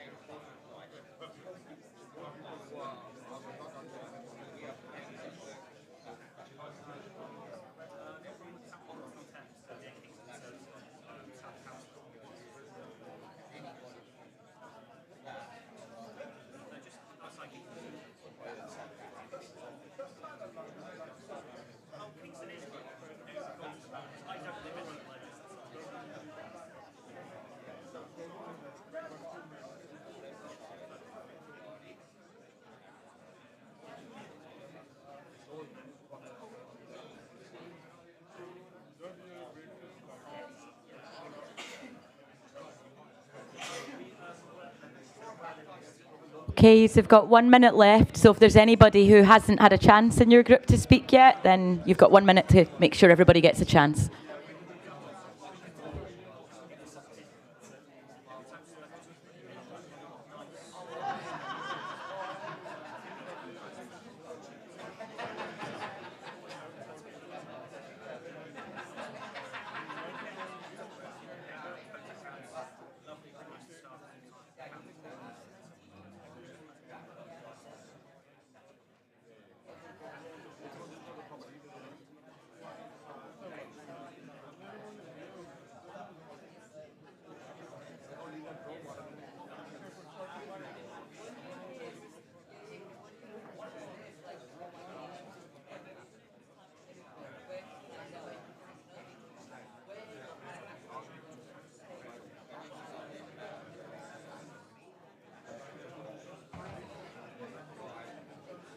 All right, everybody, we're going to give some feedback now. Thanks. If people just want to sum up where they're at. Sorry if I've interrupted a bunch of you in the mid-sentence. So I think what we'll do now is we want to just hear a little bit of feedback from some of the groups. So I don't know if people want to volunteer to come up and feed in any experiences. Yeah, if you want to come up to the podium up here. And maybe while the first person's up, the next person can think about who they are and come up to join next. Yeah, just very brief comments on all your 3 points. On you go, sorry. The racist incidents, city centre especially, people verbally being attacked, neighbours and people on the streets that we live now, I think they make it clear where their support lies, and people on demos that find themselves being targeted, the demos against the far right. The second one was, I think personally, well, we think so, reform threaten everything decent in society if they give them more power. The last one, lots of comments from family, friends and neighbours, but they just get aggressive and defensive when you try and challenge it. I think the closer you are to somebody, the more they get aggressive and defensive. Thank you. Thanks very much. I think that's actually a really, it's not easy for people to share these stories, and I think that's a really helpful point because it touches on something we'll come back to about how do we have these conversations in a way that, doesn't leave people defensive. Robbie, Branch 282. Every week I have a conversation about these questions, what was up on the board, as I was just explaining to Comrade Ian. But when you challenge these people who think stopping the boats is going to change their lives, and then you ask them that question, how? How is stopping the boats of so-called millions of people fleeing persecution going to improve your lives? And they do, they just stare at you. So I said, okay then, let's try and help you out here a bit. Do you think that once they put the fence up around southern UK, the boats are stopped, that your rent, which is now £900 a month, that your landlord will drop that to 700? Well, I doubt it. I said, do you think your boss here in this factory, once that fence is up, those boats are stopped, is going to say to you, we were on £12.75 now, but now we've stopped the boats, we'll give you £13.75. Do you think they're going to do that? Well, no. Well, what do you think is going to happen to help change your life then? Well, don't know. Then name me a policy you believe in from Reform or any other right-wing party that is going to improve your life, your family's life, in your community. Well, do you know any policies? No, just stop the boats. That's what you get. That's what you get. So our aim is we've got to force them to believe in a change, give them the answers that will change their lives. And that's socialism. That's what will be. Thanks very much. That's a very helpful contribution. I think we maybe take one more maybe before we move on. Does anybody else want to come up? Yeah, I might bring you in. I'm just looking to see if there's any delegates though as well. Sorry, just to because we're quite short of time. Is there any delegates who want to come in? Any first-time speakers? It's a very good. Okay, well done, brilliant. So Vicky Coleman, branch 277 Bristol Warburtons. On the first one, the problem is racism is learned behaviour. And the point I'm going to make on this is my daughter was 6 years old in school to be told by a classmate, you're too brain to come to school. So you've got to change the learned behaviour before we can change anything.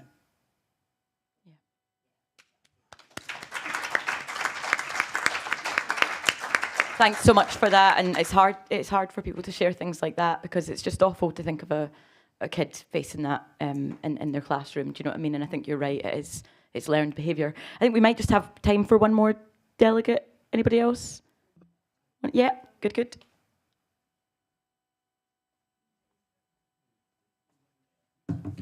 Hi, my name is Rahul from Green Corps, first-time speaker.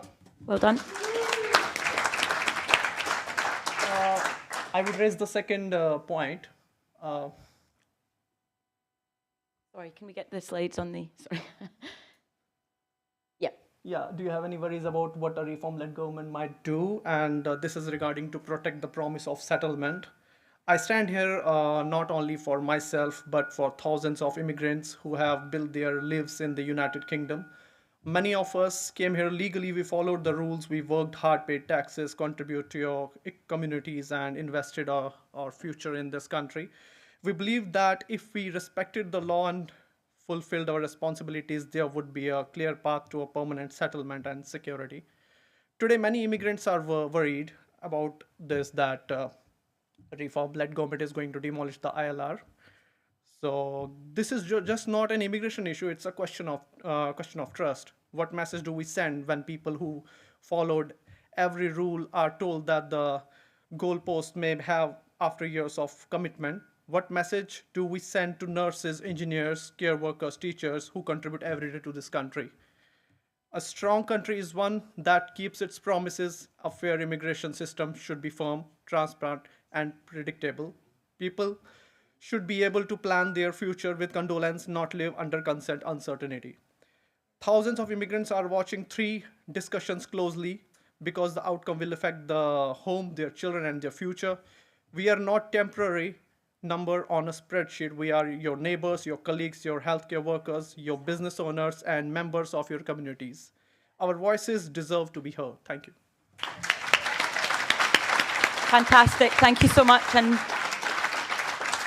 you know, that's a point that I think we want in the training, that it's very, solid and brave of you to get up and speak, but we want everybody to be able to carry that argument and, stand in solidarity with, the experiences that people are going through. Because we've got a lot to learn from people from all over the world. Okay, so I'm going to move on because I'm worried that Sarah's going to tell me soon that I need to stop, although we've got quite a bit of time, I think. So yeah, I mean, I think that drew out quite a lot of important points, and I think what we're trying to do with this training session is we want people to take it back to their workplaces. We want you to be able to do the training. We want you to be able to help people in your workplace to do it, or have us come out and do it with you.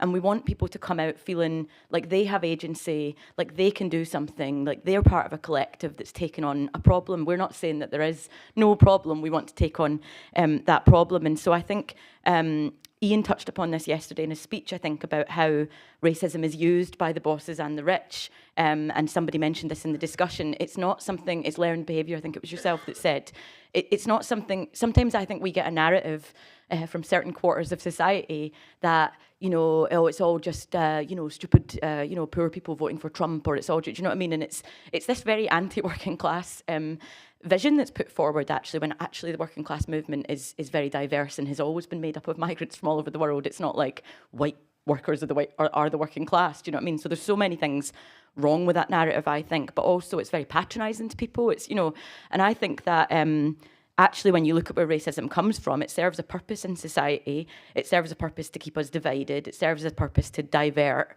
from the real people that are to blame in society. It doesn't come from so-called uneducated people. It comes from the front pages of things like the Daily Mail, and it comes from, the mouths of people like Theresa May when she sent the go-home vans round in our communities, and it comes from, unfortunately, people like Keir Starmer when he said that we're an island of strangers, which we're absolutely not. So I think, what we face is a situation for, almost like the whole of the system's history, where as long as we've had inequality, the richest in society have benefited from keeping us divided, and that's what purpose it serves. And I think that, breaking through that racism doesn't just come from like the badness of people who are uneducated. No, people aren't naturally racist. Kids aren't naturally racist. It's something that is put upon them. And so I think that means that people's ideas can change, and that we do want to fight and organise to win any of our colleagues that are pulled to take up these narratives. And so we want to try and go through that. And I think through history, working class history is a history of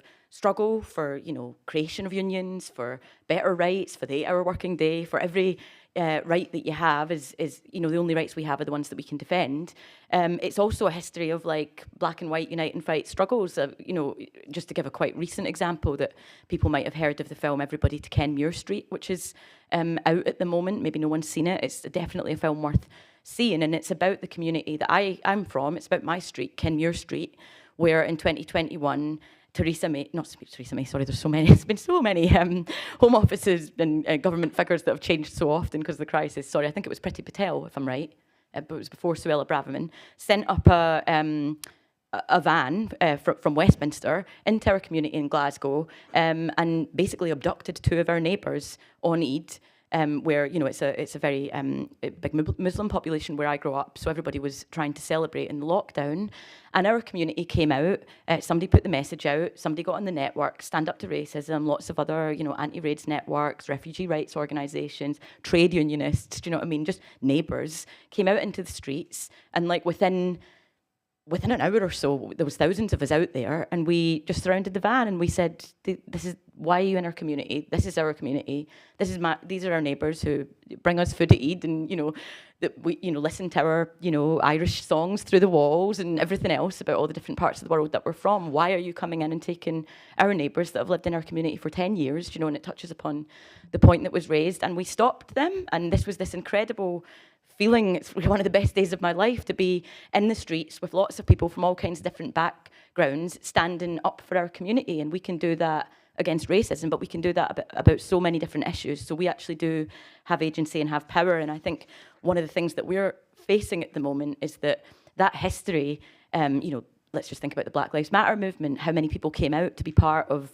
saying that we want to reject institutional racism, and how much that uncovered about the basis of our society.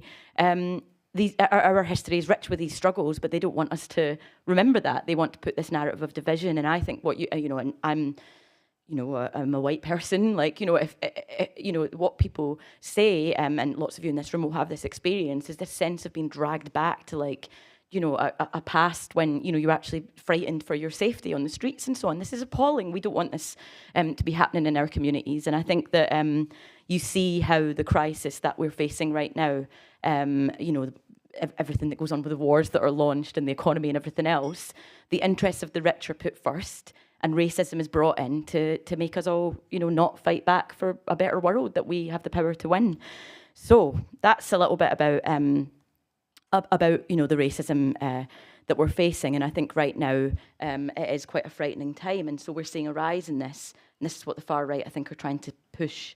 And so I'm going to go on to the next slide. And I want to just apologise for the difficult, many difficult issues that are reflected in this slide. And if anybody needs to take a moment to, comfort themselves or whatever, if you've experienced any of the issues, racism, sexism, violence, these issues that we're seeing arise in hate crimes and racism, these issues are very, very difficult to talk about. So I'm not actually going to read through them all, because I know that people will find it will find it difficult to engage with. But, we are seeing, attacks on mosques and synagogues. We're seeing children facing racist attacks. We're seeing women facing horrific, assaults and so on.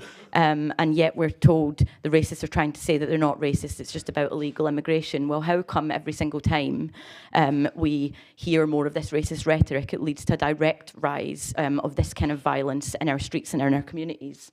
And so, I have that slide there, and it's really just to mark that this is a really serious, situation that we have to take head on, and we do have the power to do that. And again, I'm very sorry if the content there is upsetting, as it should be for all of us, but for people who are struggling with those issues. I want to now talk about something a bit more positive, which is migration. I think migration is a wonderful, positive thing. If you think about the history of human beings on the planet, in the whole of our history, we're a migratory species. The world, things like borders and countries and all these things are constructs that have come through our history. We, are born into this world, we live in the environment, we live off of it, we work on it, and we work together, and we're a social species that moves around. And what a beautiful world that we have. Why shouldn't we be able to move around and see different parts of it? And why shouldn't people be able to live in different places like birds and other animals do? So humans are migrants, I think, by our nature.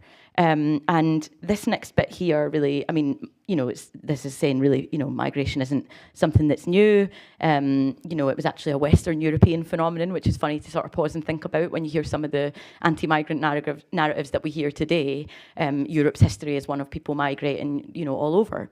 And what we want to do is, again, go into kind of pairs, triples, whatever the little groups are. You can shift your group and look the other way if you want, hear some other people's ideas. And we want people to talk about what your migration stories are. So that could be, when we come back, we're going to ask for some of the most interesting, complicated migration stories and some of the most boring. So your story might be that you migrated from Peckham in London to Hackney in London. Your migration story might be something like mine, which is that my grandparents came between the famine and the Civil War in Ireland, and came over to the mining communities of Lanarkshire and just outside Glasgow to work and to escape, the issues, of the struggle in Ireland. It might be, the people will have all kinds of different migration stories, and this is all part of who we are as humans. And I think there's something really beautiful about being able to share those stories. So I'm going to hand over to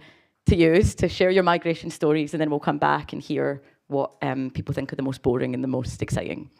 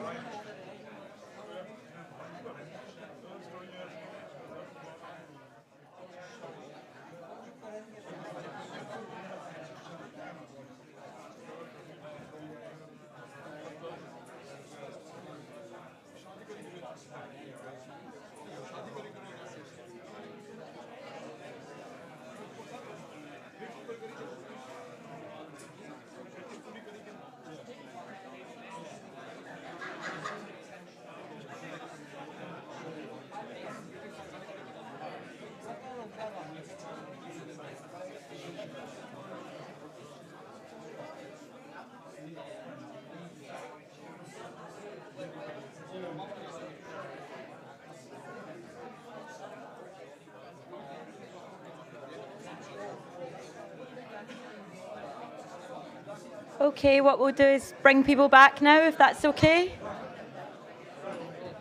People are ready to just sum up their conversations, and we'll get some volunteers for the most boring and the most exciting stories. Okay, who wants to come up first? Who thinks they've got the most? Yeah, okay, yeah, welcome this delegate up, everybody. Yeah. On you go, yeah. Abdul Nagi is from 25 branch to 58, Cardiff.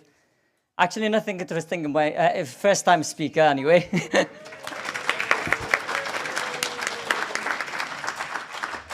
As I said to the guys on the table, it's nothing interesting in my story, just like a normal story, like anyone came to this country as illegal. So I came legally to this country when I was 3 years old, because my dad was like he was in the Royal British Navy. So he has the nationality in 1961. So I came as a British citizen to this country, then I back again to my country when I was like 3 years old. Then when I was 18, I come back again to this country to live in this country for a long time now. That's about around like 19 years. That's all. Thank you. Thanks for sharing with us. It's a brilliant story. Okay, who next? Any other volunteers? Yeah, would you like to come up? I thought I saw a wee hand there. I'm not sure.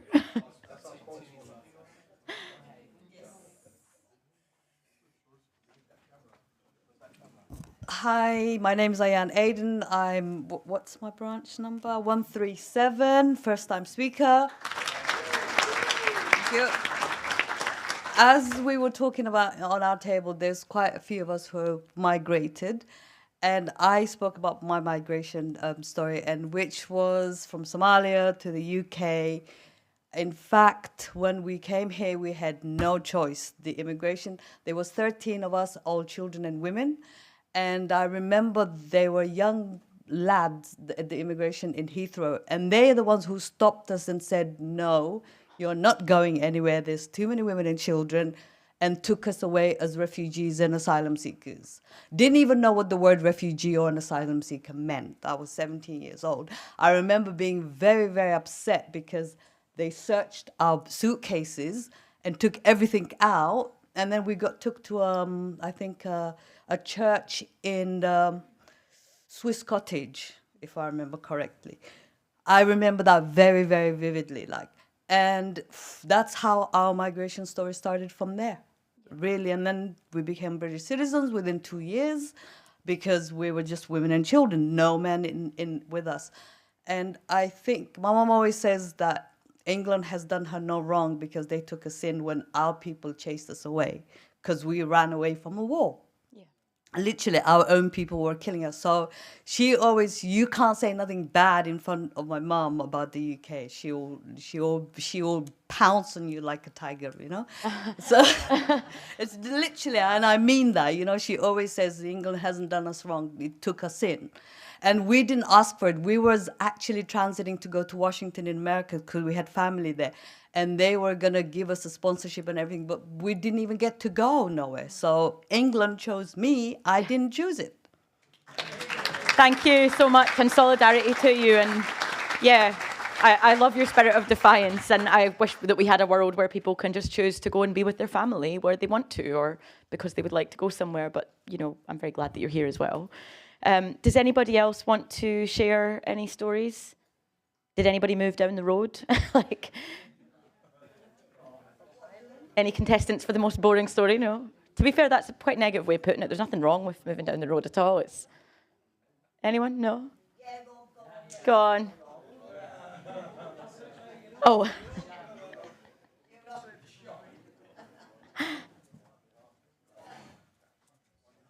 Robbie, from there to here, whatever my number is, 282, that's the branch. Well, this migrant story is so fascinating. All I said to them on our table was, I'm an immigrant.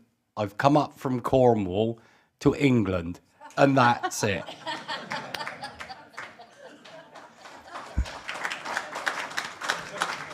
But I will let you into a long-standing migrational story from years ago. Nowadays, the rhetoric is send them all back, and you hear that.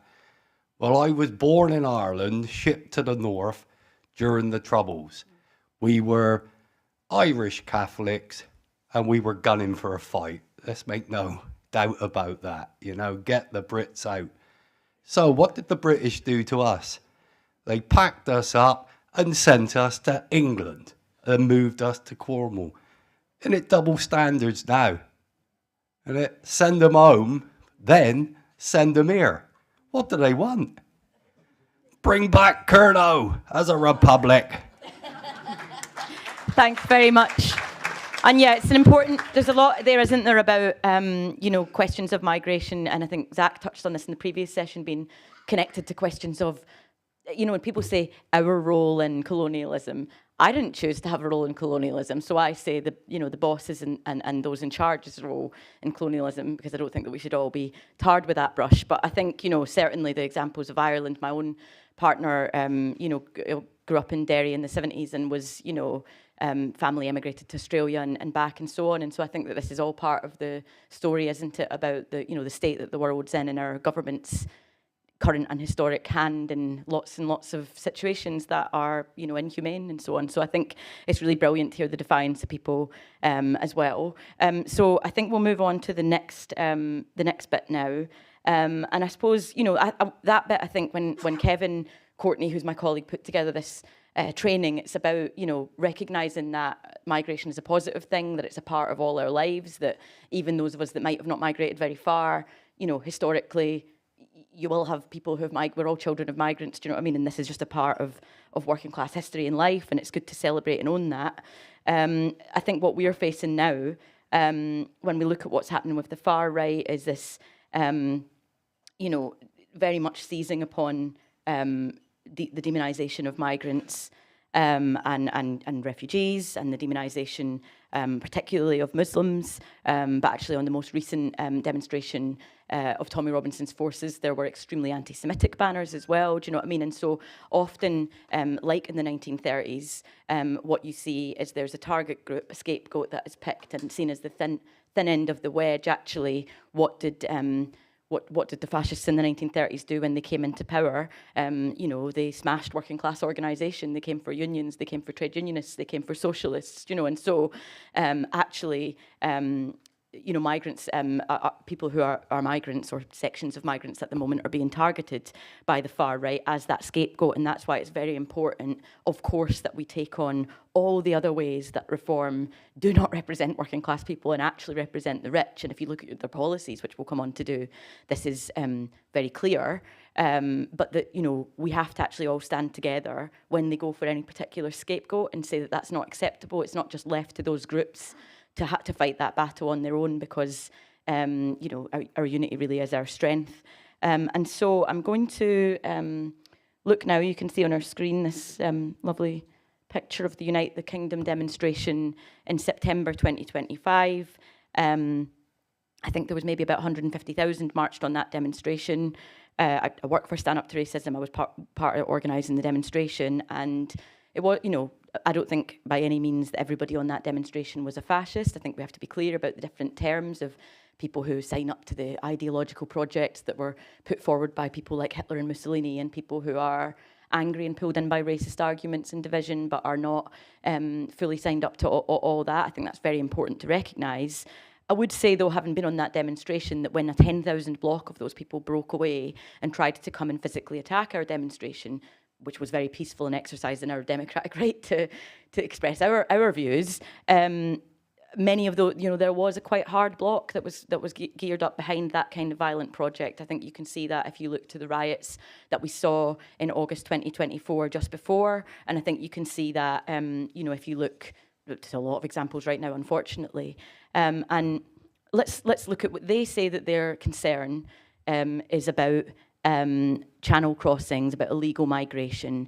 They seize on issues that are deliberately very rightly emotive and concerning for people, like the fact that we have an endemic of violence against women in this society. That did not start and is not placed and rooted with any particular migrant community or anybody from any particular religion. This is something that exists, unfortunately, and horrifically widespread in our society, and that, you know, we have to, as a class, I think, as a working class movement, we have to find ways to openly challenge and fight to eradicate all forms of oppression and abuse and all these things from our society, which is a very, very sick society, because people are suffering in this society, and they're alienated. And so I think it's very important that, sorry about the mic, it's very important that we try to separate out these issues. It's absolutely right to be horrified about the horrific examples that many of us have actually experienced as well of violence against women.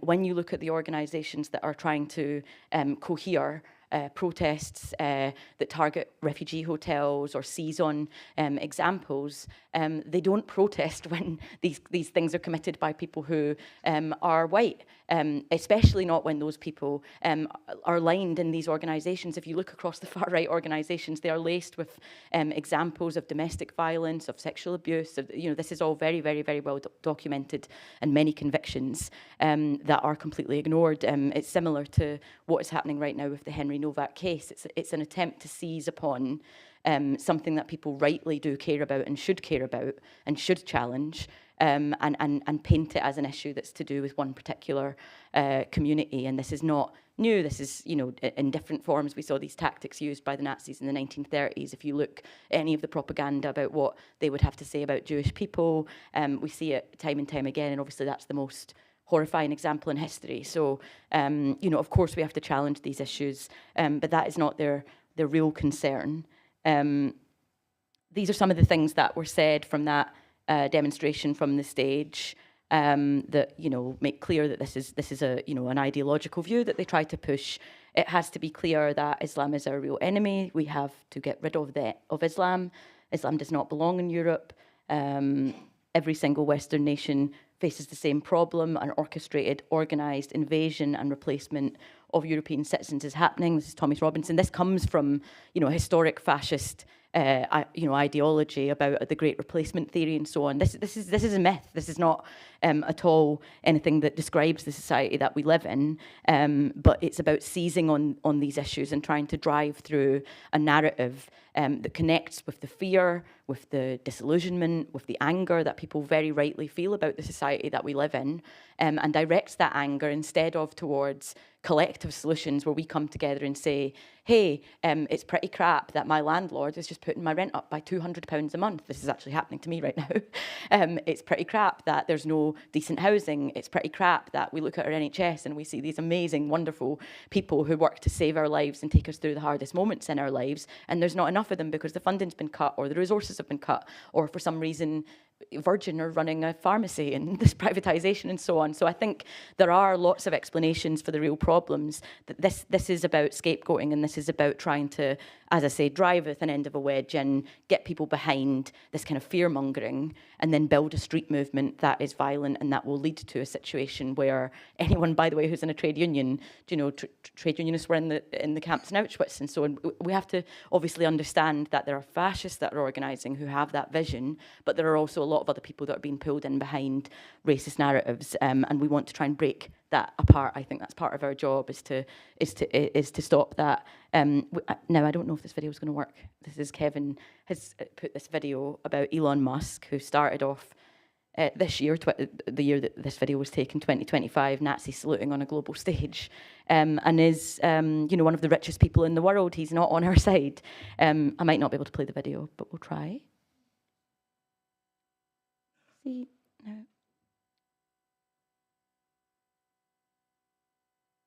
don't think that the video is going to play, which I did say to Sarah before. We can share it. But just to say a little bit about, I did sort of expect that might happen, because the slides that we've been passed over, I wasn't sure whether we would get to hear the videos. But I think, what's that? Oh, there he is. Quiet. So can we get some sound on that? Their business. My message is to them. If this continues, that violence is going to come to you. You will have no choice. if you can see the screen. You're in a fundamental situation here Yeah, where whether you choose bans or not, I knew you to be bans is welcoming coming to about you. these little You either glitches. fight back or you die. Can people actually read this, or shall I skip over the video? The truth. Because I mean, if you're over there, you can't really see it. I mean, I think a lot of people probably have thought. Well, as Sarah says, we can circulate it and circulate the notes for these. Elon Musk, as I said, is somebody who is one of the richest people in the world, who runs these big social media channels. There's an incredible manipulation that's going on with information that's put out about trying to exploit and manipulate people who are rightly angry about the situation that they're in and give a false explanation. Who does that explanation benefit? It benefits people like the multi-billionaires of this world, of which there are very few, but they have all the wealth. And one of those people is Mr. Elon Musk. If you look at his Twitter in the weeks before that demonstration, half of it was about his rockets and the other half was about supporting fascist Tommy Robinson and the Raise the Colours movement. Why is he doing this? Why is he funding the far right in Germany and so on? This is a question that I think we have to ask and we have to look at and we have to come back to. If you look at the question of when fascism was able to break through in the 1920s and 30s, there are figures like Hitler, like Mussolini and so on, for a while were kind of didn't really have much influence and so on. Like when you get a situation where big business decides that it wants to come in and back and fund these forces because it's lost faith in the current mainstream kind of governments to defend their interests, which when there's a deep economic crisis on, you can see. This is we can learn from history if we look at the history of how fascism came to power in the 1920s and the 1930s, and somebody like Elon Musk coming in and backing somebody like Tommy Robinson should send massive alarm bells off for us, that anyone that we know around us that might think that anything that Tommy Robinson says is representing a genuine threat that we have to confront. We want to question that, and we want to say that doesn't make any sense because look at who the backers are. Similarly, if we look at Nigel Farage, who I said he was chanting Hitler Youth songs in his school days, but we don't classify Reform UK as a fascist party in the same way that we would something like the BNP and so on. But we know that we've got a far right movement that has lots of different forces that are interacting. I think there's a lot of experimentation going on with how they find an organisational form. And if you look at, have we got Nigel? Yes, okay. Sorry about that. But if we look at Nigel Farage, it's important to talk about the racism and draw out those arguments. I think that it's completely right that when we do these trainings, when we talk to people in our workplace, when we talk to family members, when we have those conversations that are quite difficult and can become quite heated and defensive because people don't like, it's good that people don't like to be called a racist, I think, because that's a starting point if you don't want to be a racist. There are lots of things to take on that aren't about the racism, about what Nigel Farage and his party represent, about the privatisation of the NHS, about tax cuts for the rich, about scrapping net zero. I think I've actually skipped to a later point in the thing, but I'll just do it now anyway because we might be short in time. That Reform UK would consider cutting the minimum wage.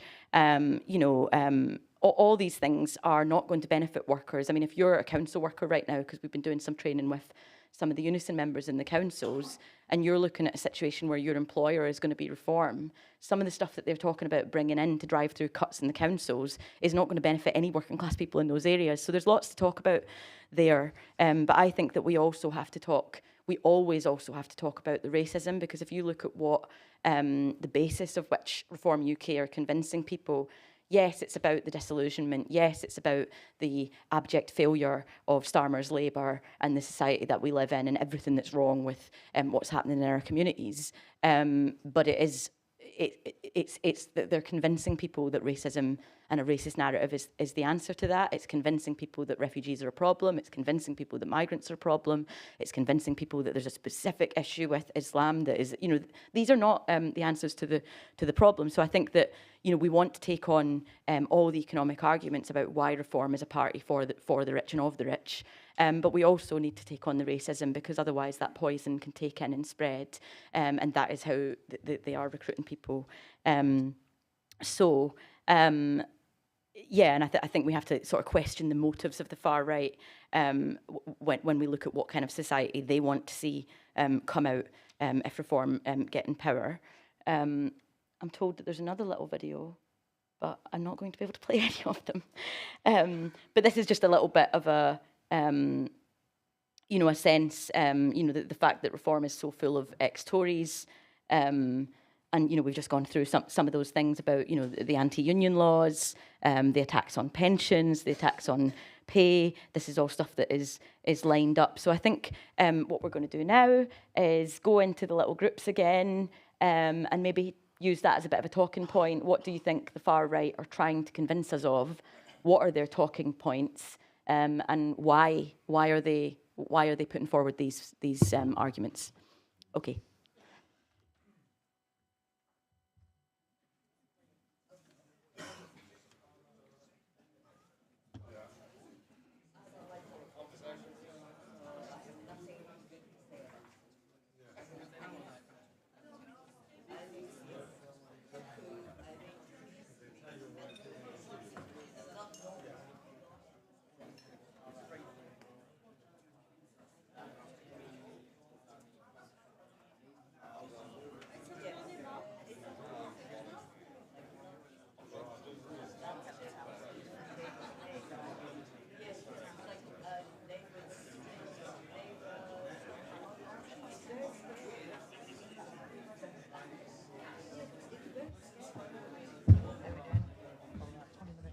Yeah, it should be okay.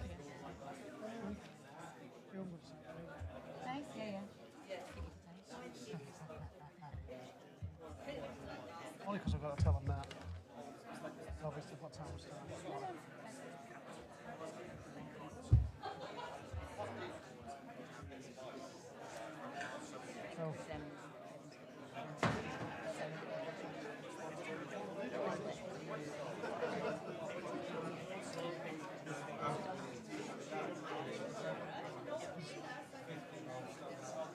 There's some interesting stories, there's some interesting folk in it.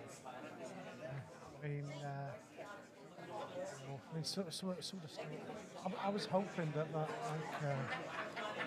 he's from Egypt. His relationship with I mean, yeah, it would have been fascinating. But must be shy. Yeah, I mean, it's a bit of a weird thing that you're trying to almost it's a bit. I'd like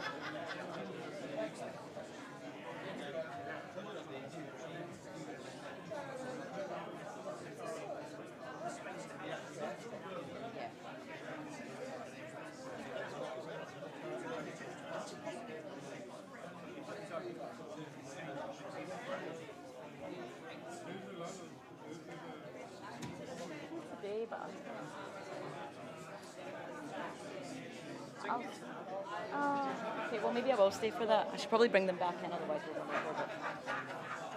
Okay, shall we bring back in some responses, if that's all right? People want to just sum up their conversations, and do we have anybody who wants to give a bit of feedback from your group? Raise some of the things? Anyone?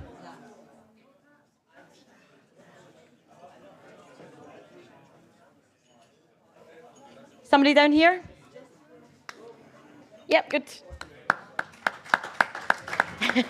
Go on, my son. Nothing looks like Foxy.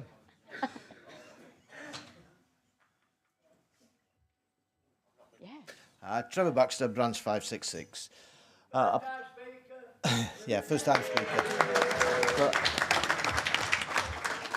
listening to an awful lot of it, I think the biggest part of it is that they're peddling all sorts of lies and stuff, and it's based on no facts at all, and that's a big part of the problem. I sat on a bus last week, and there was an old woman sat there saying, "This is rubbish. I can never get a bloody appointment. When I go to the doctors, they should send them all back." And my answer to her was, "Have you been to our doctors lately? If they send them all back, who are you going to get an appointment with? Because we don't have a single white English doctor at my doctors." It's just that they're listening to all sorts of lies, and they just can't get it. Yeah, no thanks, that's really helpful, and it's partly we're trying to draw out, you know, what we can do to try and, you know, convince people and win them, and not as people have said, make people defensive, but actually go through some of those difficult conversations. Is there anybody else who wants to give a bit of feedback from a group? Yep.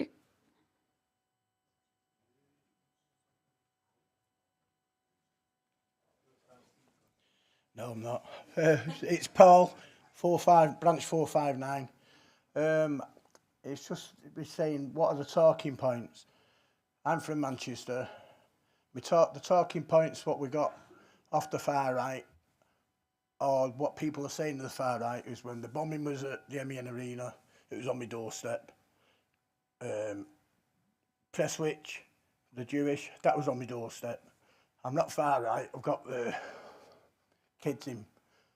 I've got 2 grandkids in Thailand, so I'm not far right. But the talking point was what's happening on my doorstep, and that's what got people wound up. The same as that young kid who got killed. Nothing against the Sikhs, but that's what got them talking. That's all I can say.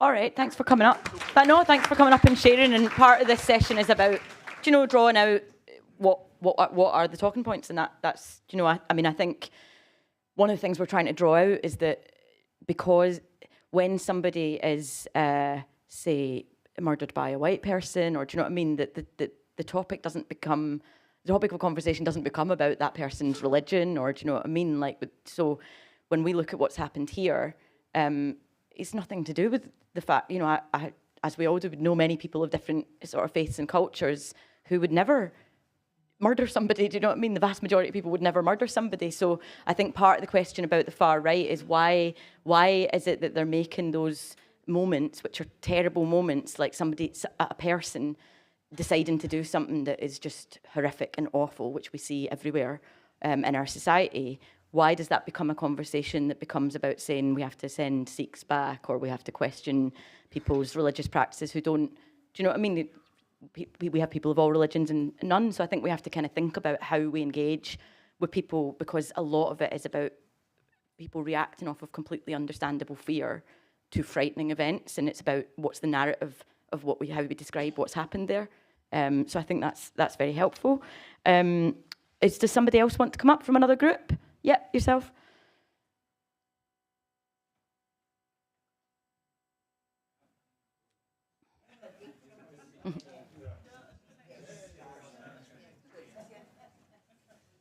Okay, that's great. So there's 2 of you. So we'll go with yourself first, and then you. Good stuff.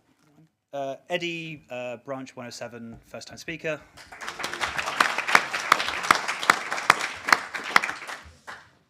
I want to focus on is the argument working more now? If so, why? I think it's a really useful sort of framing question for looking at how the growth of reform and other sort of like far right parties builds.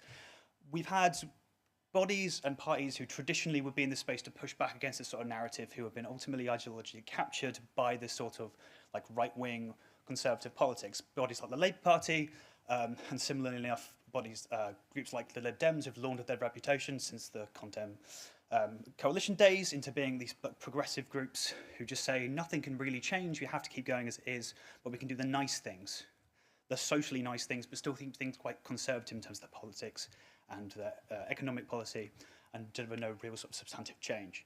And so you get a body like Reform who come in and go like, actually, we can do a change, and the change is this, and it's something horrible and evil, and it's involving dividing communities, pushing people out, and pushing people away from where they've lived for a number of years, contributed, and engaged, and had their friendships and their relationships built there. And it becomes more and more and more appealing to people because ultimately nothing is changing, and the bodies that we trust and we've always trusted to exist, to push back about this and to develop and progress us as a society are stepping further and further away from actually building that sort of change. I think that's the major sort of thing now.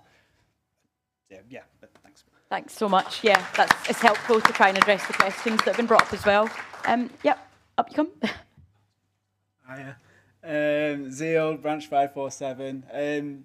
Yeah, I want to have a look at that question at the bottom as well. I mean, since deindustrialisation, our communities have been decimated, and I feel like if you watch the news or spend time on your little local Facebook group where everyone gets really angry at each other, you'd think we were really divided more so than ever.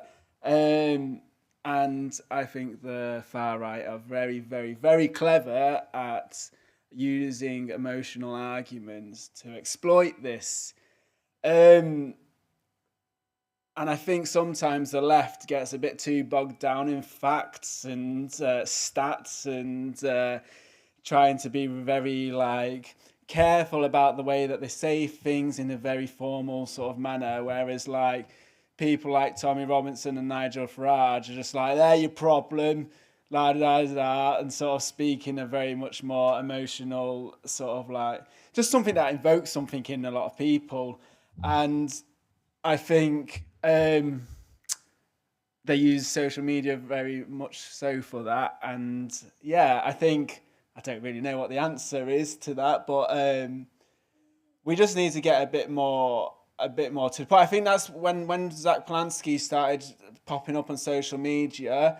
I think that's one of the things that sort of stood out about him. Not that I'm a huge proponent, support of politicians or whatever, but he sort of he was swearing and stuff like that on his social media videos, and it sounds a bit like, oh, you're swearing, but there's just a lack of the sort of what's the word? When you mow your lawn and you trim your edges and you make it look all pretty and stuff like that. He just sort of removed that bit. You know what I mean? He just was just trying to be real in that. Yeah. And I think basically to summarise, it's working more now because we're more divided than ever. It would seem we're struggling, and they're great at exploiting it and focusing our attention on one particular single issue, which isn't actually that much of an issue, but they make it seem like it is. So thank you. Thanks.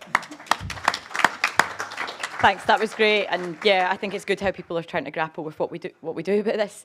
And yeah, I think it's an important question about there is something massively wrong in society. People are right to be angry about it. People are confirming that anger, I think, is, and I'll bring Sarah up as well, confirming that anger is important because too often it's, oh, what? Oh, I was like, yeah, Sarah, you come up and you're welcome. But thank you for the warning. Anyway, yeah, so I think it's been really helpful to hear about that. The next little bit that we'll sort of edge in 5 minutes towards our end on is just to get people talking about, I suppose it's following on from the points that were raised there, because I think that is a question I think we need more leaders that are, just rooted in our communities, people that are just, in the union branches, that are in our streets, that are, do you know what I mean, just standing up and, we're all leaders kind of thing, in that sense that being a trade unionist is partly about being a leader inside your community and being able to relate to people, and that you're not somebody kind of coming in unopposed from the outside.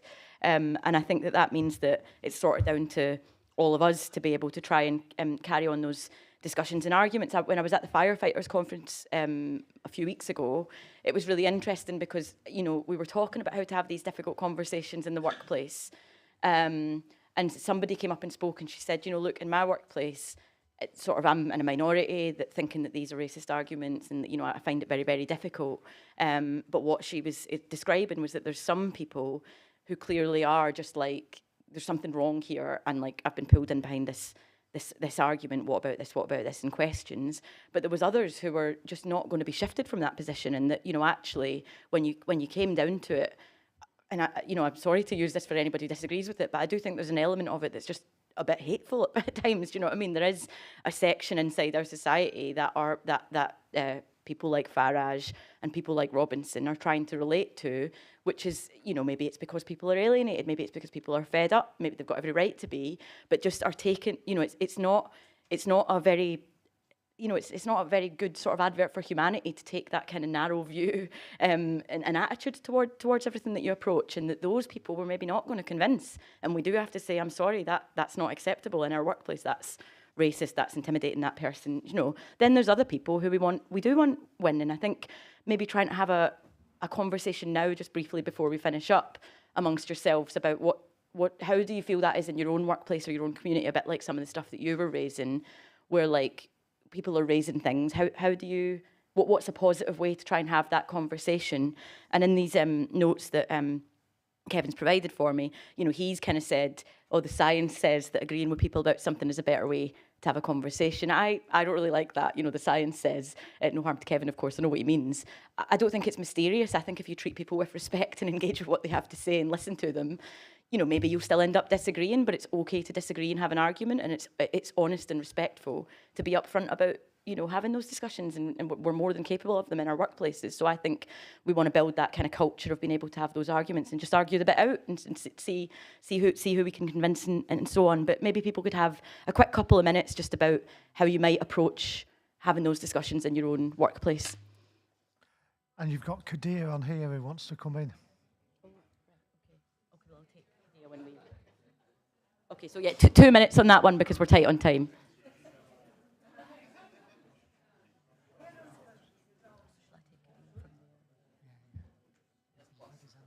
I'm not sure how long.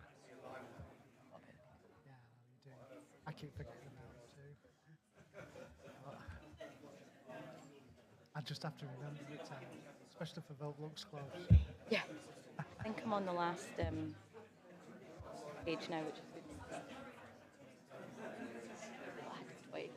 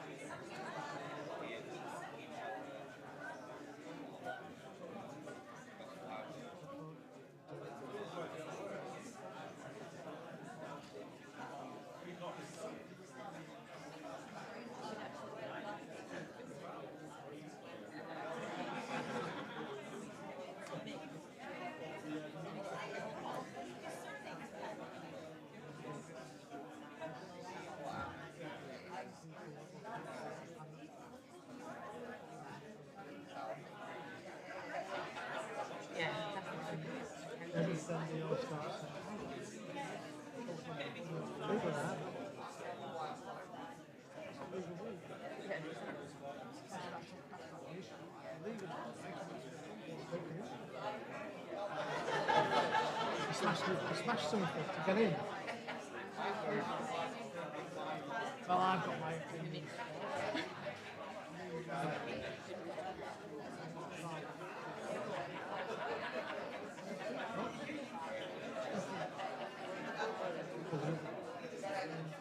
Big challenge. Right, how long do you think? I'll bring them back. I think 5-6 minutes and then we're done. Come back to 20 past. All right. All right, we're going to come back again. We're nearly at the end. Don't worry, you will get a bit of a break. I've got somebody online, I think, who wanted to come in, and I'm really sorry about not really knowing how we could bring the online people in or whether we'd be able to hear them. So I'm really sorry for ignoring you, and thank you for being part of the session. And I hope you were able to find a way to have a discussion amongst yourselves. So, Kadir, I hope we can hear you. Hi there, hi conference. Yeah, I'm just saying this narrative that Farage is exploiting, it's nothing new because we've seen it before, especially here in England and in Europe during the 1930s. It's the same narrative that people like Hitler used to demonize a population and then gain popular support. That's what I want to say. Really, it's the same thing that we've heard year in year out, and it's always with the rise of fascism. That's my point. Thanks. And do we want one more? Does anybody want to come in? Quickly.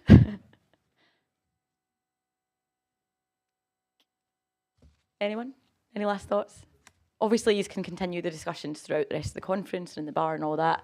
I'm just conscious that Sarah and Ian quite rightly want me to let you actually get out of this session.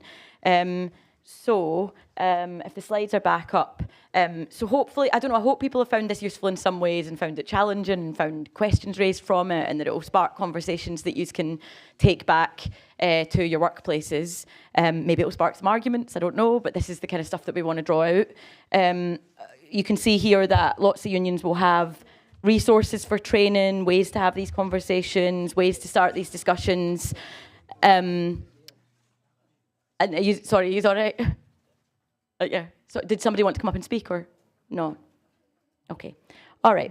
So yeah, you can see that there's resources there and so on. It's worth asking, the union what they've got there in place. I think people should get involved. Stand Up to Racism has over 100 local groups that organise in communities that bring people together. We do unity demonstrations. We organise a lot of different events. We've got Workers Against the Far Right networks that are setting up that look at how you can, there's a toolkit you can take back to your workplaces. You can run these sessions like these or run your own sessions. You can get in touch with us about those things, have somebody come out to speak about these issues with you in your workplace. I just basically encourage people to get the resources up at the back, and get involved and join. Thank you very much, Julie. And we really appreciate the contribution and the opportunity to take part in that. And I think it was really good to hear so many first-time speakers. And it was nice to hear some of the stories about how people came here. Just before you do anything, we've got a little presentation for you. Thank you ever so much for coming and running that for us. There's a few products that our members have made in there for your journey back, wherever that may be. Some sweet treats and some other bits and pieces for you. So thank you for coming in and running that session for us. Lovely, thank you. Thanks. Okay, conference. So, bit of information. Fringe meetings. The Watkins and Gunn is on room 8. The conference hall here has got the Credit Union AGM, and room 3 is where the Rosa Luxemburg fringe is. And people who were signed up for the Thompsons is tomorrow now, due to unforeseen circumstances. So sometimes technicalities aren't just electronic. And for us, is Ian Byrne coming here, or is he? Is that going to be in person? 9:30. Tomorrow we've got Ian Byrne coming. And John Hendy. And we've got John Hendy as well. Yeah. And we've got John Hendy as well. So bit busy day tomorrow. And quiz and karaoke tonight. And we've got a quiz and karaoke. Tonight, yeah. Tonight? Quiz and karaoke? I mean, spoil or what? I mean... in the bar downstairs. So all I'm going to say to you is 10 o'clock tomorrow? Ian Byrne's going to come for 9:30. For when? 9:30. Oh, sorry. Ian Byrne's coming for 9:30, so you're back in here at 9:30. I did... Well, the health and safety is going to form part of the conference session, so everybody's got to be back in the hall. Oh, yeah, you're right. Except when you're young. You told me Liverpool would hold the title this season. How wrong were you? National Health and Safety Committee, if you can remain in here for a quick 5 or 10 minutes, it'd be really appreciative. Thank you very much. Oh, you can go. It was nice of you to want to stay and keep me company.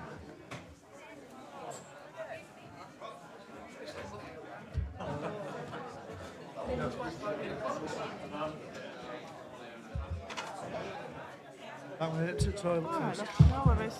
I'll just